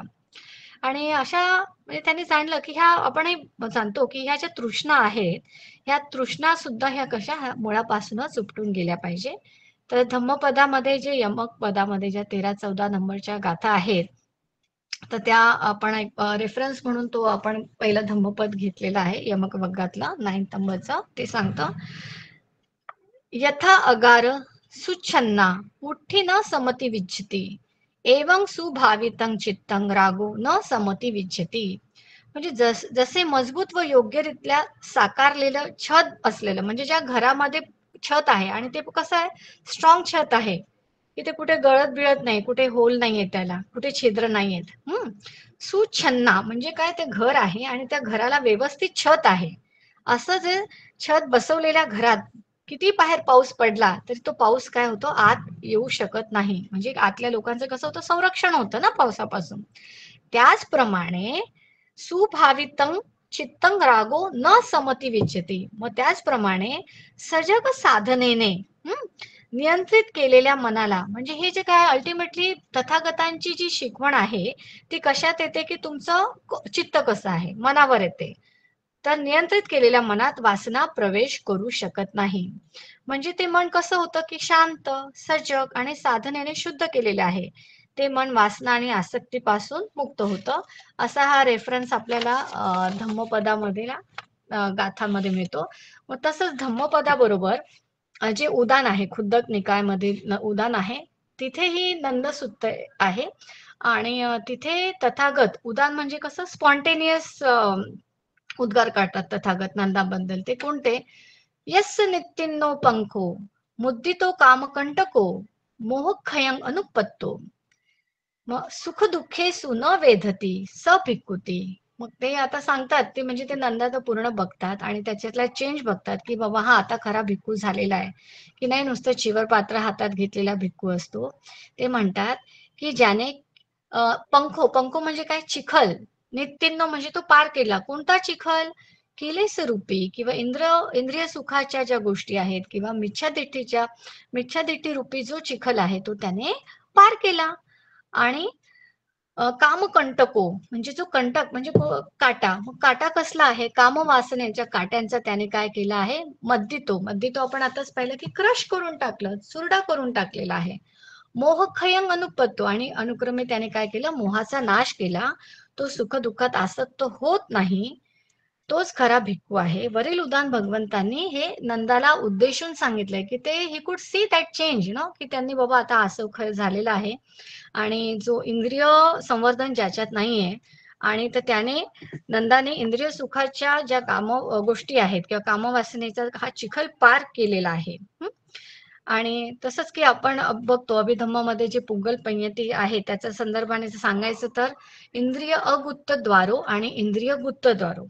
तर इंद्रिय अगुत्त द्वारो पुग्गल म्हणजे काय की त्यांनी इंद्रियावरती त्याचा कंट्रोल नाहीये की कसंही म्हणजे की आपण जे काही ताबा मिळालेला नाही अगुत्तद्वारे म्हणजे डोळ्याने काय आपण रूपाला बघतो, कानाने काय शब्द ऐकतो, नाकाने काय गंध घेतो, जिभेने काय कोणती चव घेतो, मनाने काय मनन करतो.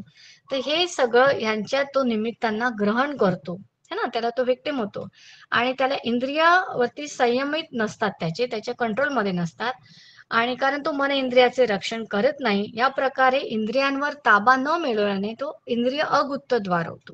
मग हा असा पुग्गल होता नंद आणि मग तो पुढे इंद्रिय गुत्तद्वारू झालं की किती त्याने संयम केलं कारण त्याला नंतर म्हणजे तथागत प्रत्येक मध्ये कोण अग्र आहेत तर हा कशात अग्र झाला की इंद्रिय गुत्तद्वारू म्हणजे त्यांनी किती मोठा आमूलाग्र बदल केला की त्यांनी इंद्रिय संवर्धन केलं आणि आणि हे इंद्रिय संवर्धन करणं खूप गरजेचं आहे. अशाच प्रकारचे जे थेर गाथामध्ये काही थेरांनी स्वतःचे अनुभव सांगितले त्यापैकी एक म्हणजे सब्बकामी नावातच आहे सब्बकामी थेर की ते पूर्ण कामवासनेने पीडित होते.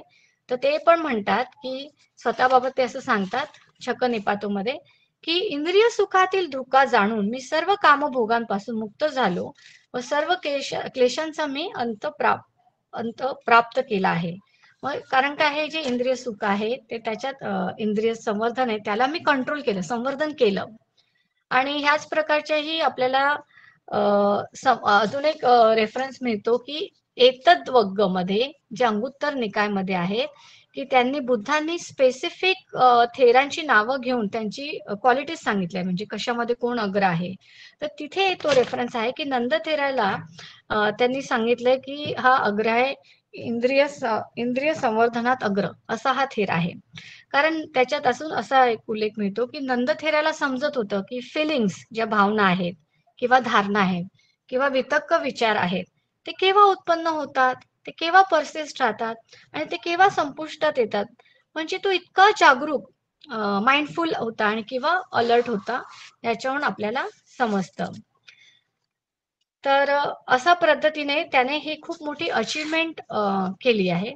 या जातकाचा जो ह्या संदर्भातलं एक जातक आहे त्याचा रेफरन्स म्हणजे अजून दुसरं की सौंदर्यानंद असं आचार्य अश्वघोषांनी एक काव्य नाटक सॉर्ट ऑफ लिहिलेलं आहे आणि त्याच्यामध्ये पण नंदाच्या स्पिरिच्युअल जर्नी बद्दल उल्लेख दिसतो. आणि पशुपन्नातील मुख्य आपला जो आहे हिरो म्हणू शकतो आपण कॅरेक्टर राजकुमार नंद याची ही कथा म्हणजे तो कसा आहे तर त्याची जी पर्सनॅलिटी कशी आहे की तो तरुण आहे देखणा आहे आणि यांचा भाऊ असल्यामुळे तो तेवढाच सुंदर आहे आज्ञाकारी आहे आणि भगवान बुद्धांचा तो मनापासून आदर करतो तो विनयी आहे म्हणून त्याने भिक्षापात्र हातात घेण्यास नकार दिला नाही किंवा जेतवनास प्रवज्य घेण्यास त्याने स्वीकृती दर्शवली. नंदाला जनपद कल्याणाची अतिशय जी सुंदर होती है ना आणि जिच्याबरोबर विवाहही ठरला होता तिच्या प्रती तीव्र आकर्षण होते. तिच्या आठवणीने तो उत्कंठित होऊन भिक्खू जेवणात आनंदित नव्हता. पण हे बट नॅचरल म्हणजे हे नैसर्गिक होतं कारण ते त्याचं वय होतं की जसं आपण जाणतो आहार निद्रा भय मैथून ह्या प्राण्यांच्या काय बेसिक इन्स्टिंक्ट आहेत की त्यामुळे अशा फिलिंग्स होणं किंवा अशा नैसर्गिक कारणांमुळे नंदाचे लक्ष न लागणं पण हे ऑब्विस होतं.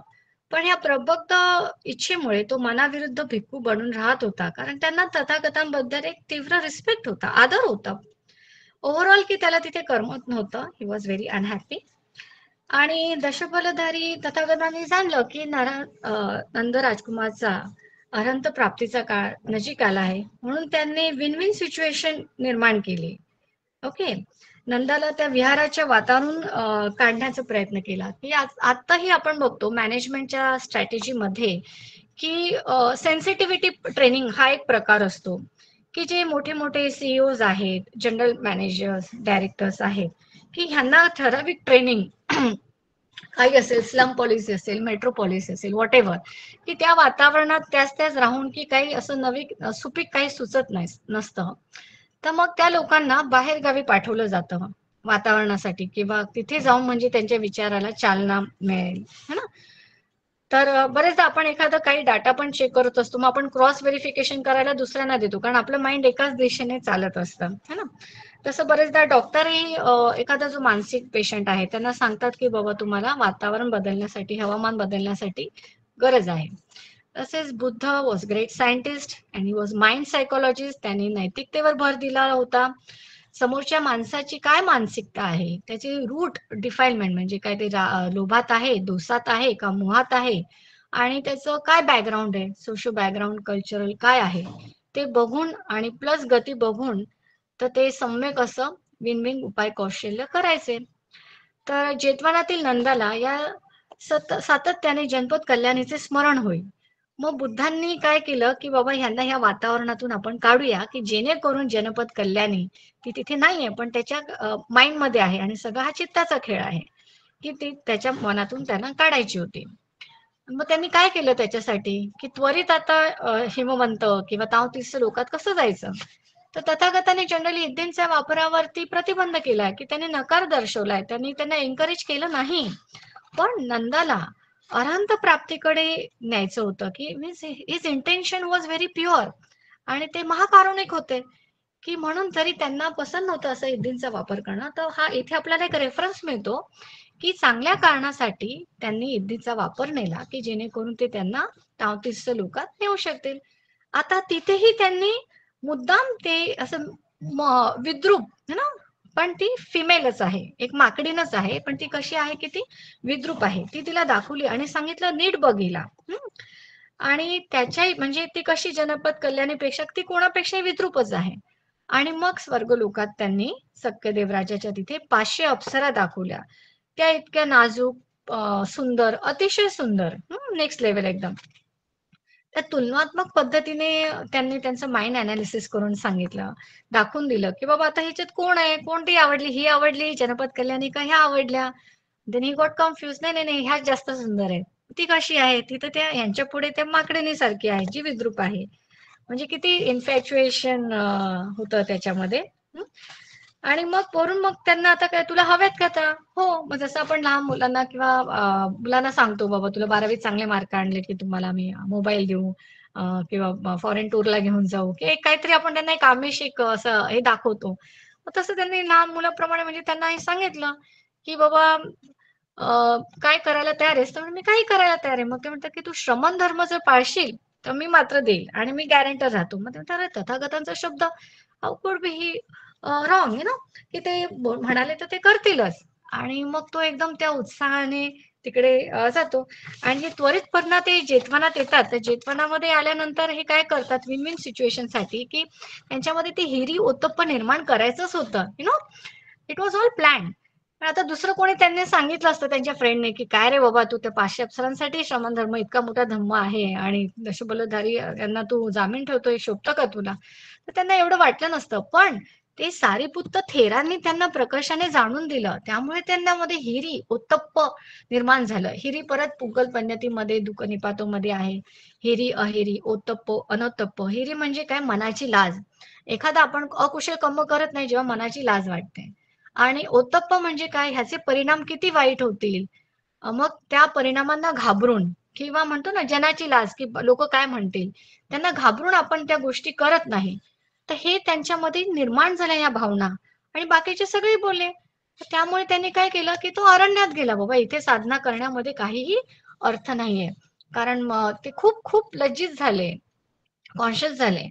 आणि मग त्याने मग तिकडे गेले आणि वीर्याने खूप एफर्ट्स टाकून त्याने एक प्रकारचं किलर इन्स्टिंक्ट म्हणा किंवा एक अधिष्ठान घेतलं आणि ते जसे जसे जसे ते विपश्यना करायला लागले, मग ते बघायला लागले उत्पत्ती वय की सगळे शंकरा येतात ते जातात, हे सगळं अनित्य आहे अनित्य, मग हे रूपही काय अनित्य आहे, अनित्य आहे.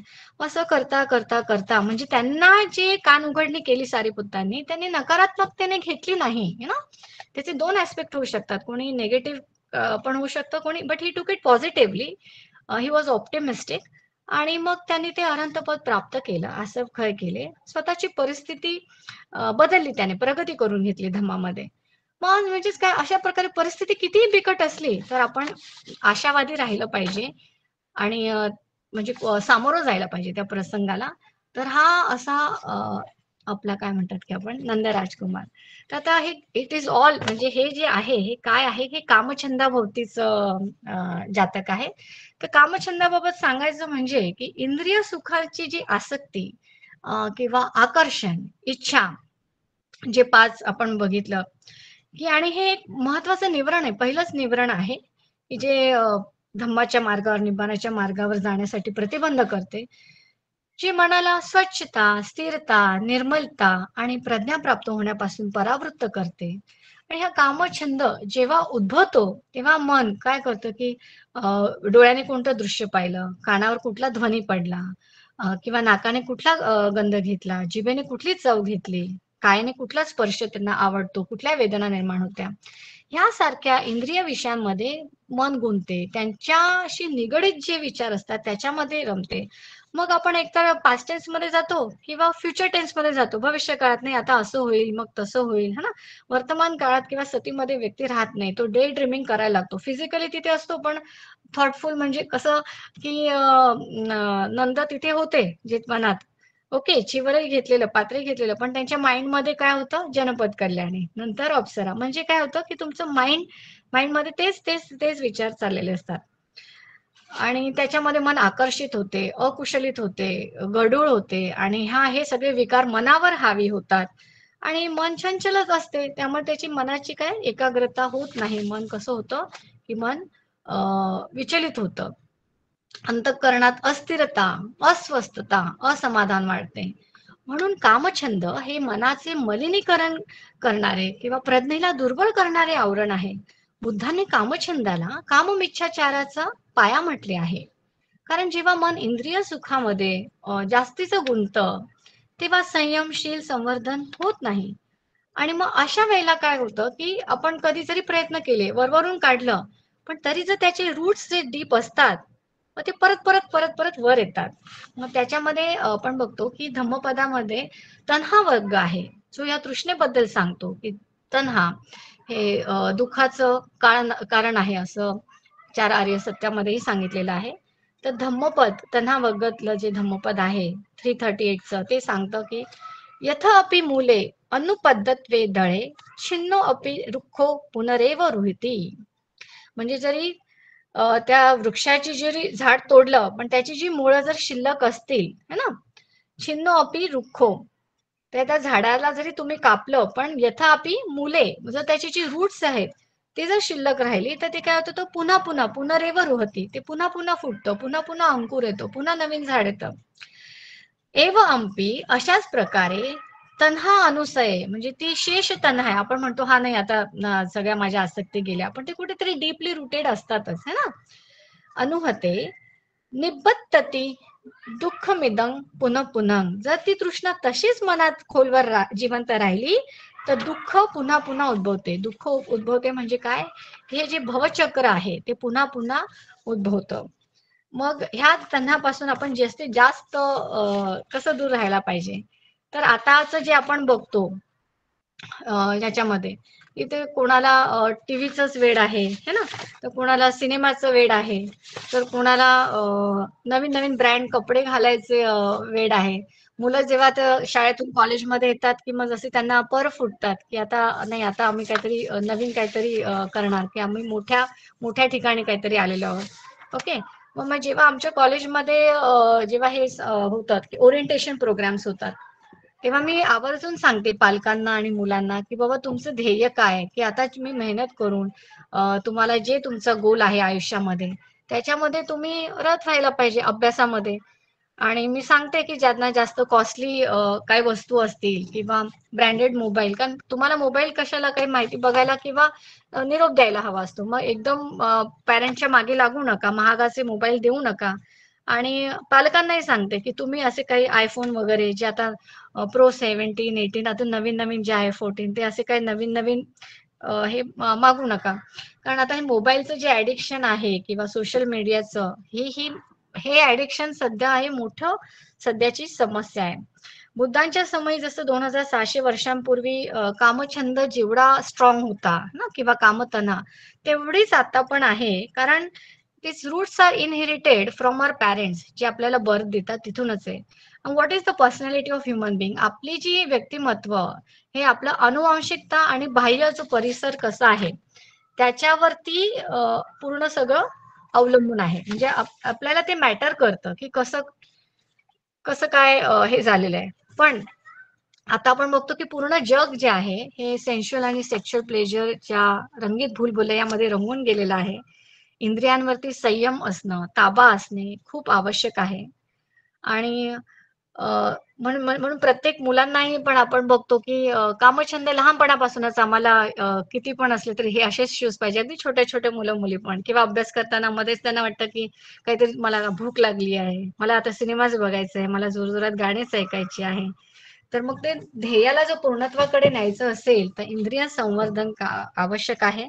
आणि जन्मापासून ते मृत्यूपर्यंत आपण सगळ्या ह्या कामछंदामध्येच आहेत. कोणाला विविध प्रकारचे कपडे हवे असतात, ब्रँडेडच क्लोथ्स हवं असतं है ना.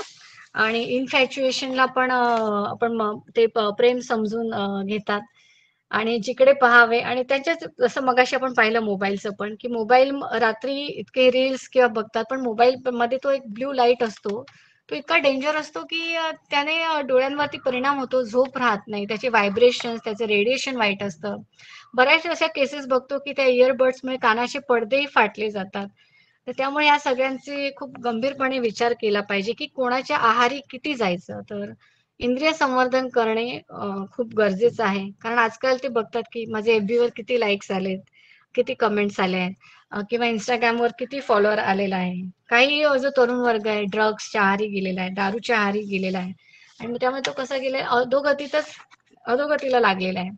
आणि मग अशा प्रकारे किंवा आता जे कामतना म्हटलं तर प्रेमभंग झाला, मुलाचा किंवा मुलीचा नकार आला, तर लगेच म्हणजे किंवा मनशाही नाही झाली की आत्महत्या केल्या जातात. तर तेव्हा मुलं विचार नाही करत की ज्या आई वडिलांनी आपल्याला जन्म दिलाय त्यांच्या आपल्याबद्दल काय आशा आहेत, काय आपल्या अपेक्षा आहेत. किंवा ठीक आहे लग्नच काही सगळं नाही की ज्या समाजात आपण शिकलो वावरतो, काही एक प्रकारचं देणं आपण लागतो, काही ऋणानुबंध आहे, समाजासाठी केलं नाही. पण ह्या सगळ्यांचे वरती ते काय करतात, प्रेमभंग झाला म्हणजे काहीतरी कोणीच नाही आता आयुष्यात, ते आत्महत्याचाही हे घेतो. आपण आजूबाजूला बघतो, वर्तमानपत्रातून वाचतो की ते जे एक्स्ट्रा मॅरिटल अफेअर्स आहेत त्यामुळे काय होतं की जे व्यक्ती निर्दोष आहेत त्यांचाही बळी घेतला जातो. तर ह्या सगळ्या ज्या गोष्टी आहेत है ना, की ह्या सगळ्या कशामुळे होतात तर कामछंदाच्या अधीनतेमुळे. कारण वातावरण गढूळ होते, नैतिकता तिथे राहत नाही. जसं संगाराव सुत्तामध्ये पण हे कामछंदाला काय सांगितलंय की it is a coloured water, रंगीत रंगीत पाणी आहे हे.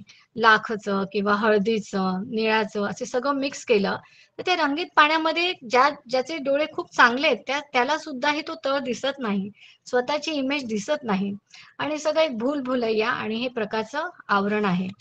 तर हे म्हणजे ही खूप वाईट परिस्थिती आहे.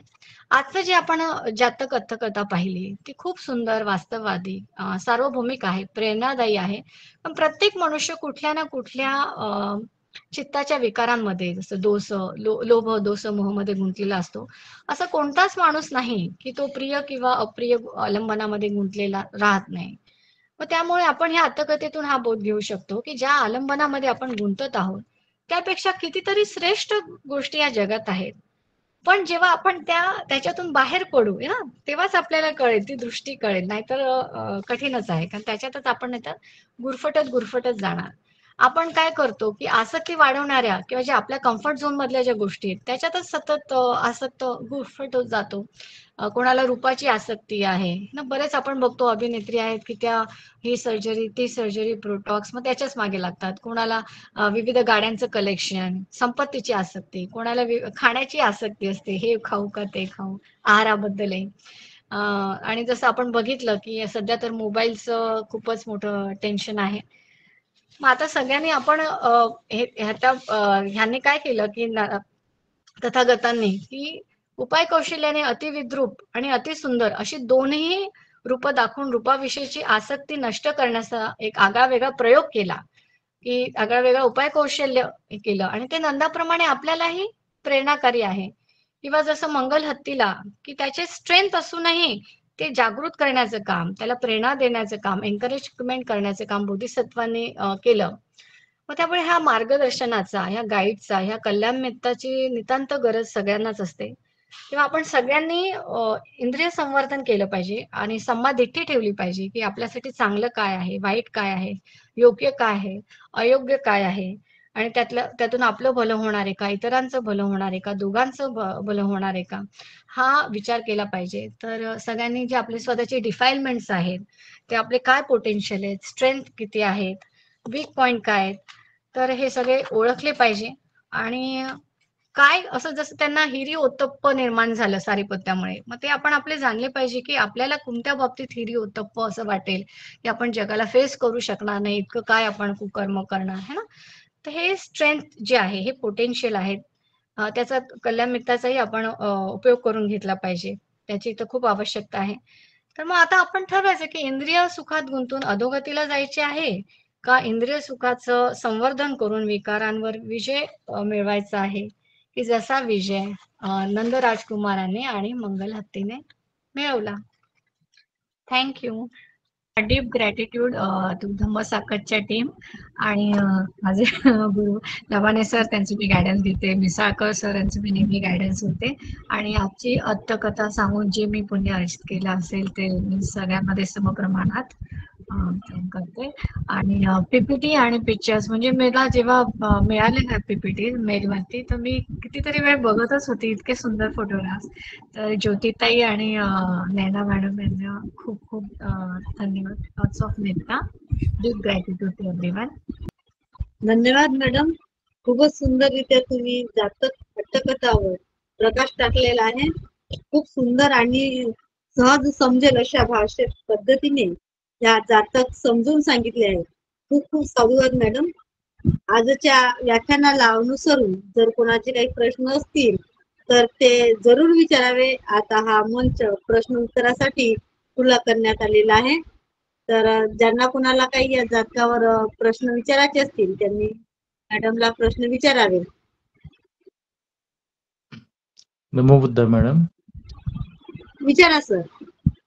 मॅडमनी अतिशय छान प्रकारे जातक संपल्यावरही विविध म्हणजे पद्धतीने उदाहरण देऊन समजून सांगितलं आहे. तर ज्या आपल्या मनुष्याच्या काम भावना आहे म्हणजे ते निग्रह करून नंदनी म्हणजे पूर्ण त्यावर विजय मिळवला, तर हे अतिशय वाखाणण्याजोगं आहे. तर या संदर्भातच म्हणजे इतर जातकामध्ये जर अशी उपयुक्त माहिती मिळाली तर ते सगळ्यांना कामात येईल असं मला वाटतंय.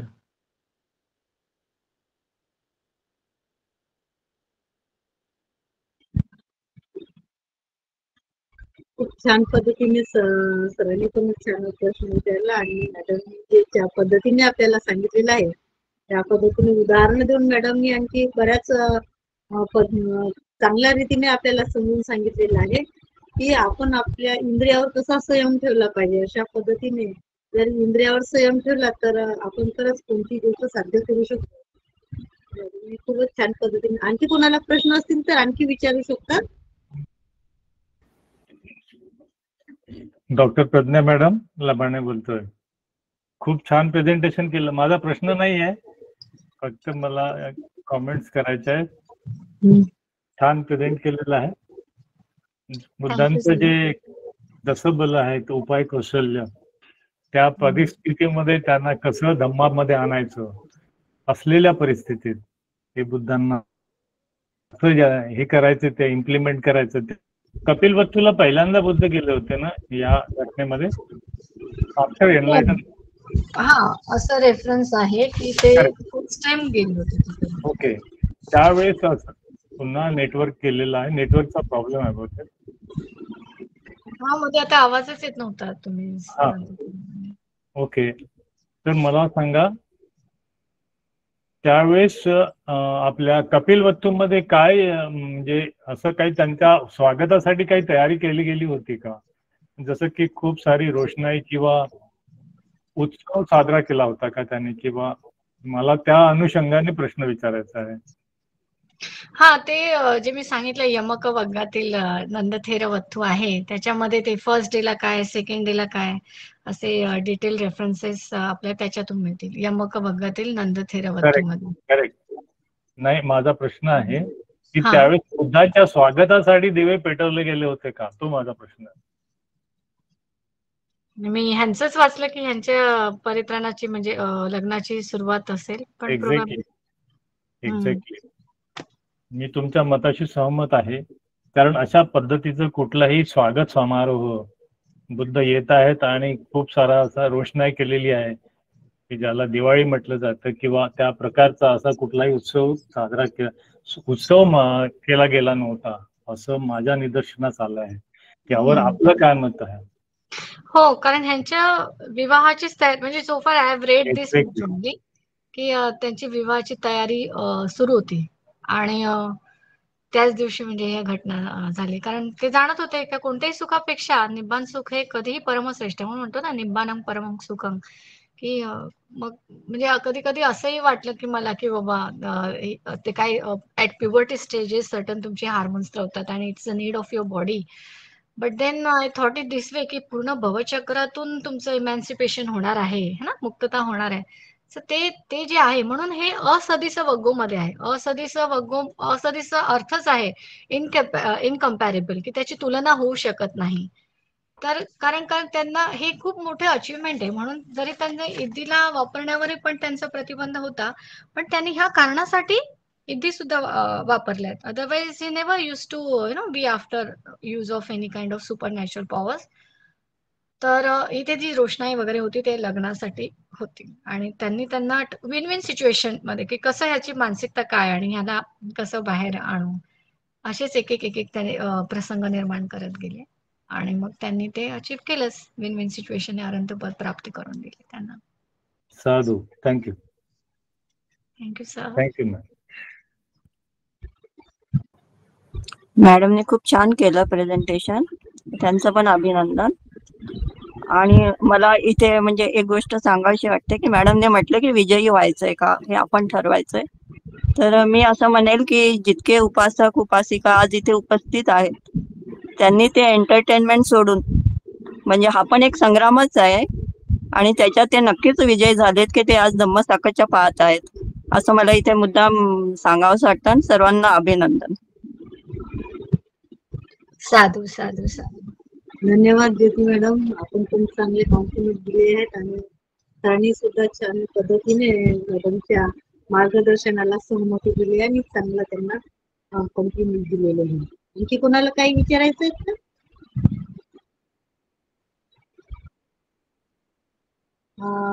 सर दयानंद मिसाळकर सर काही सांगू इच्छित का? हा, मिसाळकर सर बोलतील ना. हा, नमो तस्स भगवतो अरहतो सम्मा संबुद्धस्स. आज प्रज्ञा मॅडमने इतकं सुंदर हे नंद जातक सांगितलंय का, आणि त्याच्या अनुषंगाने जे आपल्या तृष्णा आहेत, ज्या अटॅचमेंट आहे त्या कशा सोडवायच्या, किंवा त्या दैनंदिन जीवनातही कशा त्या हुक आपण अडकून ठेवलेला आहे आणि त्याचे कसे परिणाम होतात ते त्यांनी खूप सविस्तर समजून सांगितलेलं आहे. चांगले चार्ट बनवलेले आहेत, अनेक संदर्भ या जातकाच्या निमित्ताने सांगितलेले आहे. मी फक्त ते रिपीट करतो, म्हणजे एकदम सारांश मध्ये की जेव्हा बुद्ध कपिलवस्तूला आले पहिल्यांदा, आणि नंतर पुढे परतीला जाताना त्यांनी नंदथेराच्या हाती पात्र दिलं आणि त्यांनी ठरून म्हणजे ते केस स्टडी करूनच प्रत्येक ऍक्शन असायची बुद्धाची. आणि त्यांना वाटलं की यांना अरंत पदाचा नेपान प्राप्तीचा आधार आहे नंद जो त्यांचा भाऊ होता. तर म्हणून त्याच्या हातात पात्र दिला आणि त्याला ते पात्र घेऊन म्हणजे आपण काही महत्वाच्या वस्तू घेत असतो ना, जे प्रमुख पाहुणे असतात किंवा आपले आचार्य असतात, तर ते घेऊन आपण म्हणजे बुके वगैरे पण आपण गाडीमध्ये ठेवतो वगैरे, असं त्या अर्थाने ते पात्र बुद्धाने नंदाच्या हातात दिलं आणि त्याला बाहेर काढलं तिथून. आणि मग ती जनपद कल्याणी त्याची जी होणारी पत्नी असते तिने लवकर या म्हणून त्याला साथ घातली. आणि तो आवाज जो आहे, मागच्या वेळेस आपण चर्चा झाली होती की स्त्रीचा आवाज पुरुषाला किंवा पुरुषाचा आवाज स्त्रीला किंवा लहान बाळाचा आवाज माता पित्याला खूप प्रिय वाटतो किंवा गुराख्याला आपल्या गाईचा हंबरडा जो असतो तो एकदम म्हणजे प्रिय वाटतो.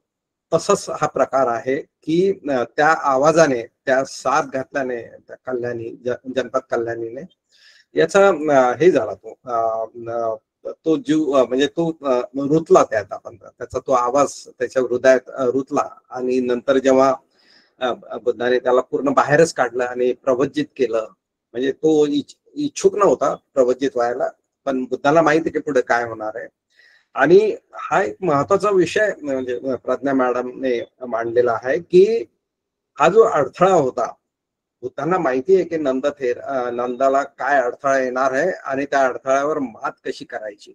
आणि नंतर मग त्याचं ध्यान लागत नव्हतं. मग बुद्धांनी त्यांना विचारलं की तुझं ध्यान लागत नाही बरोबर, काय अडचण आहे. मग तो सांगतो की मला जनपद कल्याणीची एक सारखी आठवण येत आहे.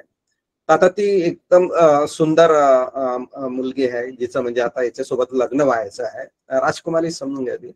तर त्याला त्यातून बाहेर कसं काढायचं, कारण अरहंत पद मिळवणं अत्यंत महत्वाचं आहे. त्या दृष्टिकोनातून याचे फळ तसे परिपक्व झालेलेच होते, फक्त त्याला एक निमित्त पाहिजे होतं. आणि म्हणून मग बुद्धाने त्याला सांगितलं की तू हिमालय प्रदेश बघितलेला आहे का. तर हिमालय प्रदेश दूर आहे आणि तिथे जाणंही म्हणजे किचकट काम आहे. तर ते म्हणतात नाही मी कधी गेलो नाहीये, तर माझ्याकडे इद्दी पण नाही तिकडे जायची. तर बुद्ध म्हणतात की काही हरकत नाही, मी तुला घेऊन जातो. आणि बुद्ध त्याला म्हणजे आकाशातून उडत म्हणजे त्याचा हात धरून त्याला आकाशातून पूर्ण हिमालय दाखवतात. आणि त्यात खूप सुंदर वर्णन केलेलं आहे. 7 सरोवर आहे किंवा नद्या आहेत, महानद्या आहेत, नंतर मणी पर्वत आहे, रजत पर्वत आहे, सुवर्ण पर्वत आहे. तर हिमालयातलं या पर्वताचं वर्णन आहे ना, जे भौगोलिक बुद्धकालीन भूगोल याच्याबद्दल आपल्याला माहिती मिळते. भरतसिंग उपाध्यायचं पुस्तक पण आहे बुद्धकालीन भूगोल. तर या ज्या गोष्टी आहेत त्याचे जे वर्णन असतात ना, कारण ही बुद्धकालीन घटना आहे लक्षात ठेवा. तर हा जो भौगोलिक प्रदेशाचं जे वर्णन केलेलं आहे या कथेमध्ये खूप सुंदर केलेलं आहे. आणि त्या वनामध्ये एक जी माकडीण असते, म्हणजे आग लागलेली असते आणि एक माकडीण पूर्ण जळालेली असते. तिचं नाक तुटून पडतंय, शेपूट तुटून पडतंय, तिच्या अंगावरचे सगळे केस जळून जातात आणि पूर्ण अंग त्याचं भाजलं जात आहे. त्यामुळे त्यातून रक्त लालसर लाल काळं असं तिचं शरीर झालेलं असतंय आधीच माकडीण, आणि त्यात असं विद्रूप शरीर झालेलं. तर ते बुद्ध स्पेसिफिक नंदला दाखवतात की ती माकडीण बघतो का कशी विद्रूप दिसते वगैरे वगैरे. तर ही एक फेज झाली. म्हणजे जनपद कल्याणी एक रूपाची एक फेज आहे. नंतर ती माकडीण जी आहे ती रूपाची एक फेज आहे ना, आपल्या कायेची एक स्वरूप आहे ते. आणि नंतर मग जेव्हा ते तावतीस लोक जातात, स्वर्गात जातात, तर तिथल्या अप्सरा या अतिसुंदर असतात. म्हणजे त्याच्या समोर, त्या अप्सरासमोर ती जनपद कल्याणी जी आपण खूप सुंदर म्हणत होतो ती त्या माकडीनी सारखी भासायला लागली. एवढ्या सुंदर त्या अप्सरा होत्या. आणि बुद्धाने म्हणजे कायेची जी अनित्यता आहे ना, अतिसुंदर, मध्यम सुंदर आणि कुरूप या सगळ्या अवस्था त्याला नंदाला दाखवलेल्या आहेत. आणि त्याचा जो जीव अडकलेला होता, जो मेन हर्डल त्याला होता, तो त्यांनी बाहेर काढल्यावर पुढे ते खूप त्याचं म्हणजे जे काही निर्वाण प्राप्त करायचं होतं ते त्यांनी ताबडतोब केलेलं आहे आणि ते अग्र इंद्रिय संवर्धनामध्ये बुद्धाने त्याची गणना केलेली आहे, ते प्रज्ञा मॅडमने आपल्याला सांगितलेलंच आहे. तर कायची म्हणजे रूपासाठी आहे ना किंवा शरीरामध्ये जे आसक्त झालेले असतात ना, सुंदरता आहे किंवा ताकद आहे किंवा सजवणं आहे आपल्या शरीराला, तर हे बदलणारं आहे. नथिंग इज परमनंट जे सांगतो, अनिच्छ जे सांगतात बुद्ध, तर तो खूप सुंदर मेसेज आपल्याला प्रज्ञा मॅडमने याच्यातून समजून सांगितलेला आहे. आणि दुसरा जो विषय होता की अटॅचमेंट आहे किंवा जी आपण हुक अडकवलेला आहे, जसं की नंद थेराचं त्याच्या होणाऱ्या पत्नी साठी तो अडकलेला आहे, तसं आपण दैनंदिन जीवनात प्रज्ञा मॅडमने खूप उदाहरणं देऊन दिलेले आहे. म्हणजे चांगला मोबाईल असेल, चांगले कपडे असेल, चांगले सत्ता संपत्ती यासाठी आपण हुक अडकून ठेवतो आणि त्यातच त्याच्या मागेच धावत राहतो आणि त्यातच सुख आणि दुःखाच्या याच्यात पिचत राहतो. म्हणजे किती जमिनी घेतल्या, किती पैसे जमा केले तरी ते तुमच्या शेवटच्या क्षणी कामा येणारच आहे असं नाहीये. आणि तुमचं आयुष्य खूप सुखी होणार आहे किंवा खूप दीर्घ होणार आहे नुसतं पैसे कमावल्याने किंवा ही सत्ता संपत्ती मिळवल्यामुळे का असं असेल, तर असं नाहीये. हे आपण अनेक जातकातून धम्मपदाच्या कथामधून बघितलेलं आहे. आणि प्रज्ञा मॅडमने खूप मेहनत घेऊन ही कथा आणि कथेचे संदर्भ घेऊन आपल्याला सांगितलेलं आहे, त्यामुळे याच्यावर काही प्रश्न आलेले नाही आहेत. ते पण एक आपली टेस्ट असते आणि इतकी सविस्तर कथा आहे कारण ते धम्मपदामध्ये होऊन पण गेलेली आहे, त्याच्यावर बरीच चर्चा झालेली आहे. आता एक जो मुद्दा लबाने सरांनी मांडलेला आहे की कपिल वस्तूला जेव्हा पहिल्यांदाच बुद्धत्व प्राप्त झाल्यानंतर, सिद्धार्थ गौतम बुद्धत्व प्राप्त झाल्यानंतर कपिल वस्तूला पहिल्यांदाच गेले तर काय सीन होता, तर म्हणजे दिवे वगैरे लावले होते का, तर हे वर्णन म्हणजे असं काय म्हणतात अट्टकथेत दिसत नाही, पण अजून दुसरीकडे असू शकत आहे.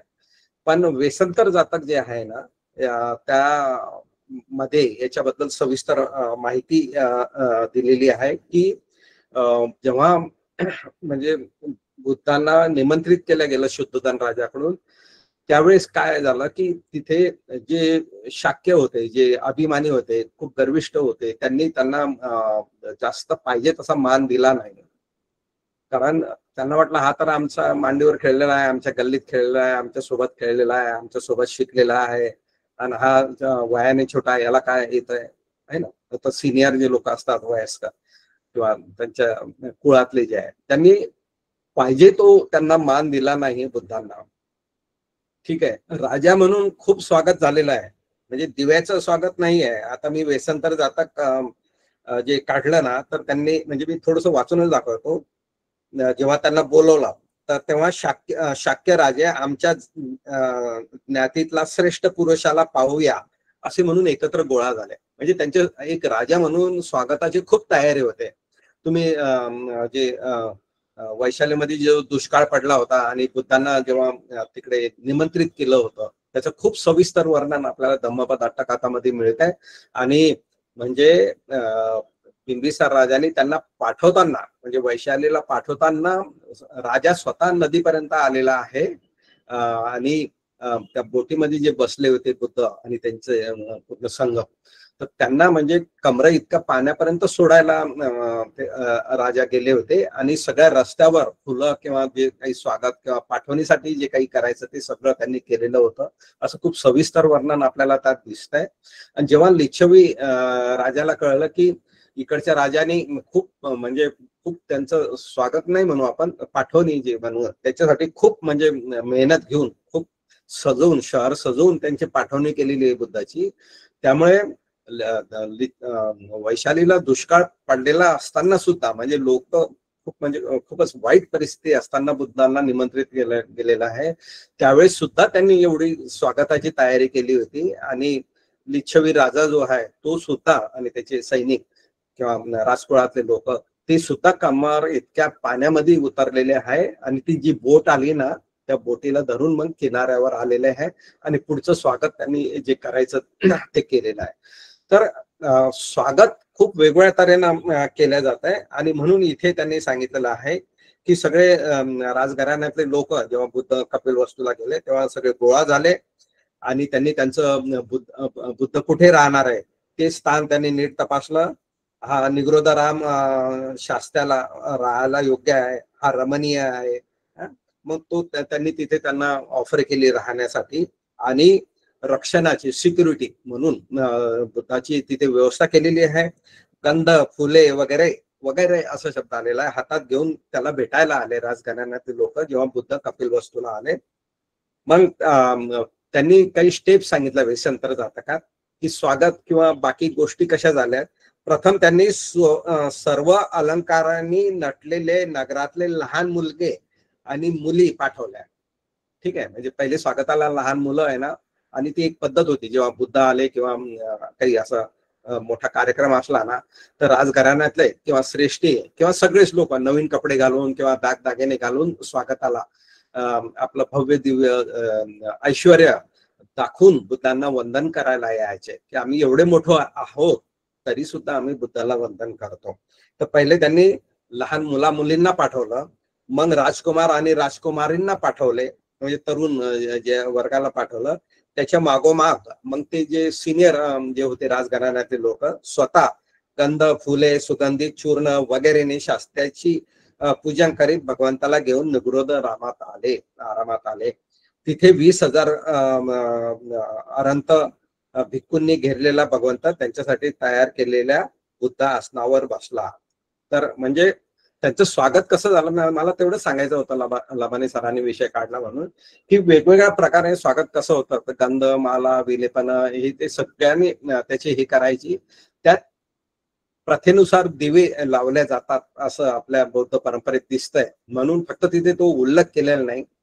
आपण म्हणू लावले असतील किंवा नसतील लावले, पण वगैरे वगैरे जे म्हणतात तर त्यावेळेस आहे ना आपण म्हणतो ना कार्पेट टाकणं किंवा फुलांनी सजवणं असे या वेगवेगळ्या गोष्टी आपण स्वागतासाठी करत असतो.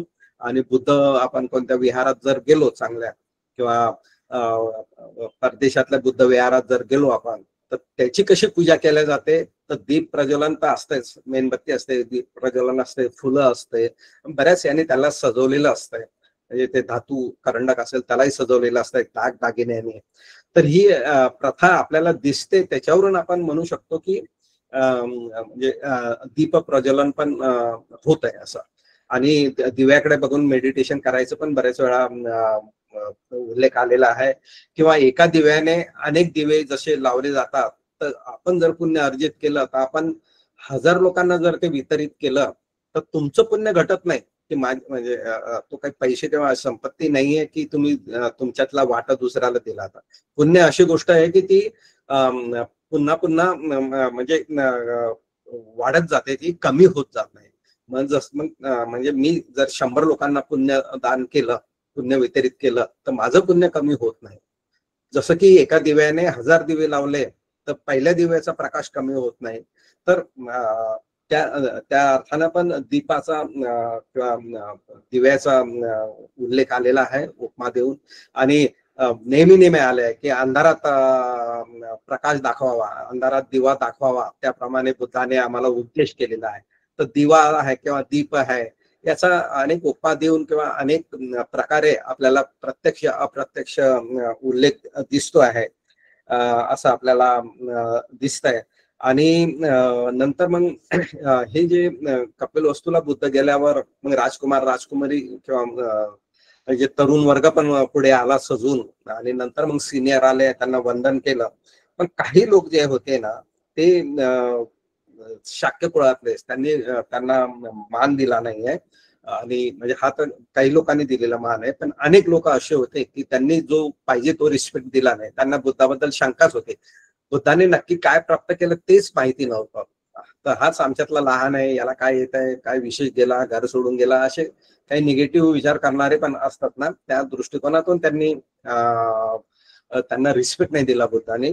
आणि त्यामुळे मग बुद्धाने तिथे चमत्कार करून दाखवलेला आहे ते यांच्यावर प्रभाव पाडण्यासाठी की मी तो सिद्धार्थ गौतम नाही जो घर सोडून गेलेला आहे.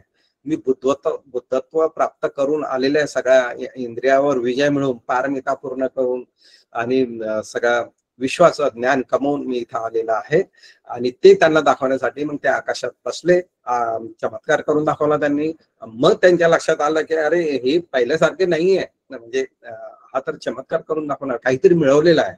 तर काही जे सामान्य लोकांचं प्रवृत्ती असते ना, त्यांना सांगण्यासाठी किंवा त्यांच्यावर प्रभाव पाडण्यासाठी किंवा त्यांच्या डोळ्यात काजळ अंजन घालण्यासाठी सुद्धा कधी कधी बुद्धांना चमत्कार करून दाखवावं लागले. तर हे जे प्रसंग आहे, म्हणजे बुद्धाचं कपिल वस्तूला जाणं आपल्याला धम्मपदार्थ कथेपत्र मिळते, पण त्यात कमी संदर्भ आलेले आहे. पण अनेक जातकामध्ये अनेक ठिकाणी हे संदर्भ आलेले आहे की बुद्ध कपिल वस्तूला गेल्यानंतर काय झालं असं. आणि प्रज्ञा मॅडमने तर सांगितलेलंच आहे की पहिल्या दिवशी काय झालं, दुसऱ्या दिवशी काय झालं, मग तिसऱ्यांदा यशोधरेकडे गेले, मग त्या राहुलनी दायाद मागितला, नंतर त्याला प्रविजित केल्या गेलं, यशोधराला किन्नरी जातक सांगितलं गेलं, ती स्वतःपन्न झाली. आणि जे त्यांचे शुद्धोधन राजा जे आहे पहिल्या दिवशी स्वतःपन्न झाले, मग ते सत्तागामी झाले दुसऱ्या दिवशी. हे सगळे उल्लेख आपल्याला त्या नंदथेर वस्तूमध्ये मिळतात. आणि असेच आपल्याला संदर्भ अनेक जातकामधून, सुत्तामधून किंवा इतर साहित्यामधून काढून ते लिंक करावं लागतात. तेव्हा मग आपल्याला बुद्धाचं कपिल वस्तूमध्ये जे गेलं आणि काय काय झालं त्याची उजळणी होते. होऊ शकते किन्नरी जातक मध्ये पण त्याचा संदर्भ असेल, पण आता वेळ कमी असल्यामुळे आपण त्याच्यावर चर्चा करत नाहीये. तर प्रज्ञा मॅडमने खूप चांगलं सांगितलं. आणि मॅडम तुमचं खूप खूप अभिनंदन, खूप कौतुक. तुम्ही खूप मेहनत घेता त्या गोष्टीसाठी. अशीच मेहनत घेत राहा या धम्मसाकाच्यासाठी. आणि तुमचा जो ज्ञानाचा आहे किंवा तुमचा जो एफर्ट्स आहे, तुमचे जे वीर्य आहे, त्याचा फायदा धम्मसाकाच्याचे जे उपासक उपासिका आहे, श्रोते आहेत, त्यांना व्हावा अशी मी सगळ्या मार्फत विनंती करतो आणि इथेच थांबतो. साधू साधू साधू. सर, दिलीप गायकवाड सरांनी इंट्रोड्यूस केलेला आहे, त्यांना काही विचारायचं आहे गायकवाड सरांना. तर जय भीम गायकवाड मॅडम. जय भीम सर. जय- तुम्ही कथा खूपच छान समजावून सांगितली. क्षणभर मला शाळेत गेल्यासारखं वाटलं, म्हणजे शाळेचे दिवस आठवले की मॅडम जसं समजावून सांगतात तितक्या खालपर्यंत अगदी मुळापासून तुम्ही समजावून सांगितलं. खूप खूप धन्यवाद त्याच्याबद्दल. आता मला एक विचारायचं होतं सर, आता आपण म्हणाला सांगतोय की बुद्ध ज्ञानप्राप्तीनंतर कपिलवस्तूला पहिल्यांदा आले आणि त्यावेळी त्यांच्या लहान भावाच्या लग्नाची तयारी होती. परंतु आपण बुद्ध आणि धम्म जेव्हा वाचतो त्याच्यामध्ये बुद्ध जेव्हा बुद्ध प्राप्तीनंतर कपिलवस्तूमध्ये आले तेव्हा शुद्धोधनांची त्यांची ती शेवटची भेट होती. आणि त्यावेळी आता जसं मिसाळकर सरांनी सांगितलं की त्यावेळी पण त्यांच्या स्वागतासाठी 2 गट होते, त्यांना मानणारे आणि न मानणारे. तर जे त्यांचं महत्व त्यांनी बुद्धत्व मान्य केलं होतं त्या लोकांनी प्रत्येक कुटुंबातून आपला एक एक मुलगा संघाला दान द्यायचं असं ठरवलेलं होतं. आणि त्याच्यामध्ये त्यांनी आपल्या याचा अमितोदनाचे जे 2 मुलं होते, एक अनिरुद्ध आणि महानाम, यांचा पण उल्लेख आढळतो की त्यांना दान द्यायचं होतं. तर आता नक्की ही जी घटना आहे, तर याच्यामध्ये बुद्ध आणि धम्मामध्ये तसं यांच्या लग्नाचा काही तसा म्हणजे संदर्भ काय आढळला नाही. परंतु आपण जातक कथेमध्ये तो संदर्भ आपल्याला मिळत आहे. तर मला वाटतं मग याचा म्हणजे साधारण कसं आपण सांगड घालणार किंवा कसं काय वगैरे जरा समजावून सांगता का मॅडम? नाही, I would like to request Misakar sir, since he has taken यमक वग्गचं नंदथेर वस्तू त्यांनी घेतलंय, तर त्याच्यात ना डे 1, डे 2, डे 3 घेतलेलं आहे. त्याच्यात मोस्टली हे कामछंद, कामतनावरतीच आजचं जे जातक आहे, तर त्याच्यामध्ये अटकथेत इतकं डिटेल्स नाहीये. तर मग मी म्हणजे मला म्हणायचं की चांगली माहिती आपल्याला मिसाळकर सर देऊ शकतात याच्याबद्दल अजून. म्हणजे सिन्स त्यांचा स्टडी आहे आणि त्यांनी ते धम्मपद अट्टकथा त्यांनी घेतलेली आहे ती यमक वग्गातली. तर I would like to request Misalkar sir की जर तुम्ही याच्यावर प्रकाश टाकला तर बरं होईल. नाही, मला वाटतं लबाने सर किंवा संजय गायधनी सर पण याच्यावर बोलू शकतील. पण मला बोलायचं आहे, पण माझा बोलण्यापेक्षा प्रश्न आहे माझा अजून एक. असं आहे ना की आपण अट्टकथेच्या बेसिसवर हे सांगत आहे. हा जो मंच जो आहे किंवा सांगण्याची जो बेस आहे तो आपली अट्टकथा आहे आणि त्याला अनुषंगाने काही दुसऱ्या कथा किंवा सुत्त असतील तर ते आपण करतो. तर याच्यात म्हणजे एकदम लग्नाची तयारी होती असं नाही आहे. ती लग्न नाही, माझा मुद्दा तो नाही सर, म्हणजे दोन्ही प्रश्नाची उत्तरं आपण एकत्रच द्यावेत. माझा फक्त छोटासा प्रश्न आहे की जे काही सेलिब्रेशन होतं किंवा रोषणाई केली किंवा वेशभूषा अलंकार म्हणजे रिसीव्ह करतो आपण एखाद्या महान व्यक्तीला, मोठ्या व्यक्तीला, त्याचा संबंध आजच्या दीपदानोत्सव नावाने जो प्रकार चाललेला आहे त्याच्याशी आहे की नाही तेवढं फक्त सांगा. बाकी तुम्ही दिलीप गायकवाड सरांच्या प्रश्नाला उत्तर द्या. No problem. नाही, ऍक्च्युली सध्या ना दिवाळी सणाबद्दल दोन्ही बाजूनी व्हॉट्सअपवर खूप म्हणजे युद्ध छेडल्यासारखं झालं. म्हणजे एकदम दोन टोकाचे दोन गोष्टी होत्या आणि मी पण काही ग्रुपमध्ये होतो, काही सांगायचा प्रयत्न केला पण कोणी ऐकायच्या मनस्थितीमध्ये नव्हतं. आपण काही बोललो की एकदम म्हणजे खालच्या पातळीवर येऊन एकदम म्हणजे फक्त शिव्या द्यायचं बाकी असतं समोरच्याचा आणि स्वतःला मग ते आंबेडकरवादी किंवा मग बौद्धवादी अजून एकदम पुरोगामी असं समजून हे करतात. त्यांना जर संदर्भ विचारला तर संदर्भ काहीच देत नाही आणि त्याच्यावर मी नंतर म्हणजे कंक्लूड करताना हे पण सांगितलं की आता दोन्ही बाजू तुम्ही ऐकलेल्या आहेत 2-4 दिवसापासून, तर आता तुम्हाला जो निर्णय घ्यायचा तुम्ही घ्या असं. आणि दिवा तर आपण लावतोच ना, बुद्धासमोर आपण मेणबत्ती तर लावतोच की नाही, तर ती आपली परंपरा आहे. फक्त आता या दिवशी काय झालं मी याचा अभ्यास केलेला नाही. म्हणजे मी नाही सांगू शकत की नक्की या दिवशी इतिहासात काय झालेलं आहे आणि म्हणून ते करायला पाहिजे का नाही, पण मी वाचलेलं नाही. Better not to comment on that. पण मी सांगू इच्छितो की आपण सारनाथला जातो जेव्हा आपला कॉलेजचा टूर असतो, धम्म टूर, तेव्हा सारनाथचं जे श्रीलंकन बुद्ध विहार आहे, श्रीलंकन विहार आहे ना, तिथे आपण दिवे लावतो असं. आणि म्हणजे प्रत्येक वेळेस जेव्हा जेव्हा जातो तिथे दिवे लावायची पद्धत आहे आणि आपल्या डिपार्टमेंटचे लोक लावतात आणि ते लोक एक्सेप्ट करतात. म्हणजे श्रीलंकन लोक त्याला मोटिवेट करतात किंवा अप्रिशिएट करतात.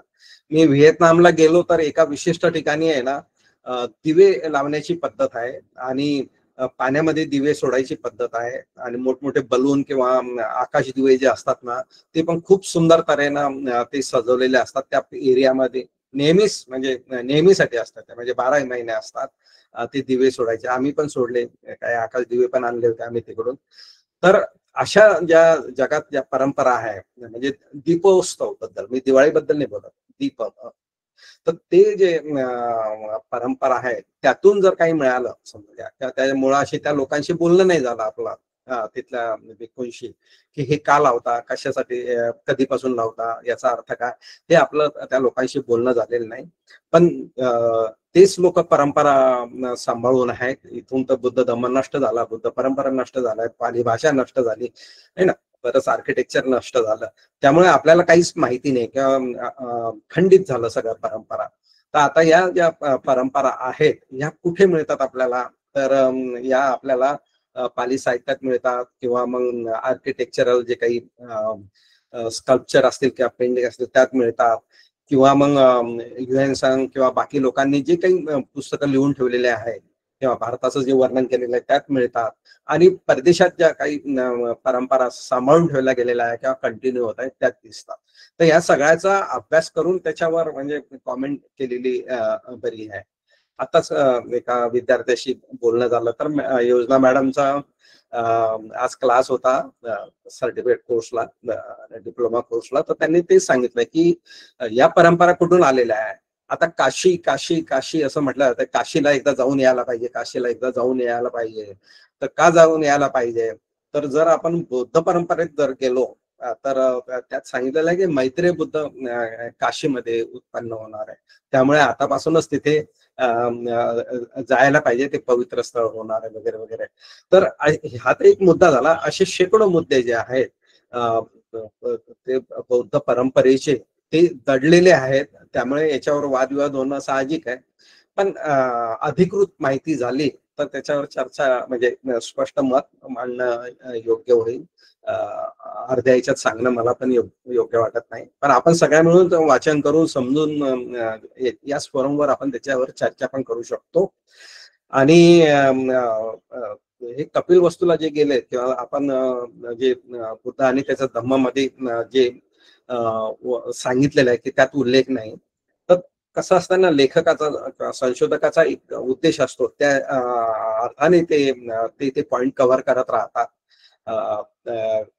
आता या पण जातकामध्ये संगमावतार जातकामध्ये पण काही विशेष लिहिलेलं नाही, पण आपल्याला वेसंतर जातकामध्ये त्यांच्या एंट्री बद्दल कळतंय किंवा मग जे नंद थेर वतू धम्मपदामध्ये त्या ते मध्ये मिळतात.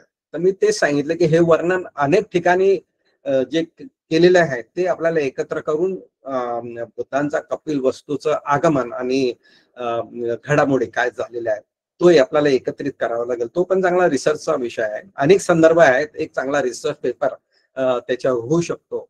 आणि मी तुम्हाला सगळ्यांनाच आवाहन करतो की ज्याला आवड आहे त्यांनी या कथा वाचून, याचे संदर्भ वाचून एक आर्टिकल तयार करावं आणि आपल्याच धम्मसाकाच्या वाचून दाखवलं तर त्यांचं स्वागत होईल आणि मदतीला आम्ही आहेच. एवढंच फक्त मी सांगू शकतो आणि इथे थांबतो. खूप खूप धन्यवाद सर. थँक्यू.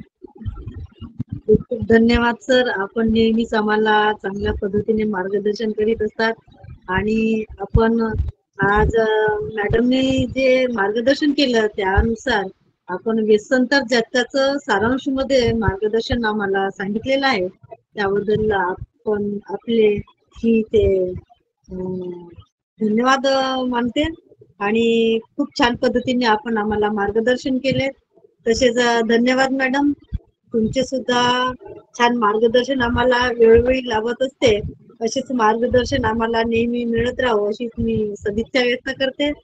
धन्यवाद सर्व धम्मसागरच्या समूह व पीपीटी टीमचे, ज्यांच्या सहकार्यामुळेच हा कार्यक्रम यशस्वीरित्या पार पाडू शकतो. तसेच मी धन्यवाद देते की USA मधून आदरणीय संजय गायधानी सर, वैशाली गायधानी मॅडम त्यांना जे हा कार्यक्रम यशस्वी होण्यासाठी आपल्याला मार्गदर्शन करीत असतात. याशिवाय या कार्यक्रमाचे आपण जे YouTube वर रेकॉर्डेड व्हिडिओ पाहू शकतो ते त्यांच्या अथक परिश्रमामुळे. सर्वात महत्वाचे मी धन्यवाद देते आपल्या सर्व उपासक उपासिका यांना, जे नेहमी या कार्यक्रमात हजर राहून जीवनात बुद्धवचन आचरणात आणण्यासाठी या धम्म मार्गदर्शनाचा लाभ घेत असतात. आपली ही लिंक तुमच्या मित्रमैत्रिणी सोबत तसेच कुटुंब आणि नातेवाईकाला सोबत शेअर करा आणि शक्य असल्यास इतर ग्रुपमध्ये जरूर शेअर करा, जेणेकरून आपण धम्माच्या छायेमध्ये कोणते ज्ञान मिळत आहोत ते इतरांपर्यंत पोहोचवू. ती सुद्धा या निबंधाच्या दिशेने वाटचाल करो ही सदिच्छा व्यक्त करते. सर्वांचे जीवन सुखी हो, सर्वांचे खूप खूप मंगल हो, सर्वांना हिताचा सुखाचा मार्ग लाभो. या पुण्यकर्मात वसुंधरा साक्षर आहोत. आपण आज इथेच थांबत आहोत. सर्वांना नमो बुद्धाय, जय भीम. आजच्या कार्यक्रमाची सांगता करण्यासाठी आदरणीय मी अलका गोवई मॅडम यांना अशी विनंती करते की त्यांनी धम्मपालन गाथेने आजच्या कार्यक्रमाची सांगता करावी, अशी मी गवाई मॅडम यांना विनंती करते. धम्मपालन गाथा. सब पाप सकरणं कुशल संपदा सचित पर्योदपनं एतं बुद्धान शासनं धम्मं चरे सुचरितं नतं दुचरितं चरे धम्मचारी सुखं सेति अस्मि लोके परमिच न तावता धम्मधरो यावता बहुभासति योच अपंपि सुत्वानं धम्मं कायेन पश्यति सवे धम्मधरो होति यो धम्मनमपच्यति नथि मे शरणं अयं बुधो मे शरणं वरं एतेन सज्जवज्जेन होतु मे जय मंगलम् नथि मे शरणं अय्यं धम्मो मे शरणं वरम् एतेन सज्जवज्जेन होतु मे जय मंगलम् नथि मे शरणं अय्यं संघो मे शरणं वरम् एतेन सज्जवज्जेन होतु मे जय मंगलम् नमो बुद्धाय नमो धम्माय नमो संघाय सर्वांना जय भीम नमो बुद्धाय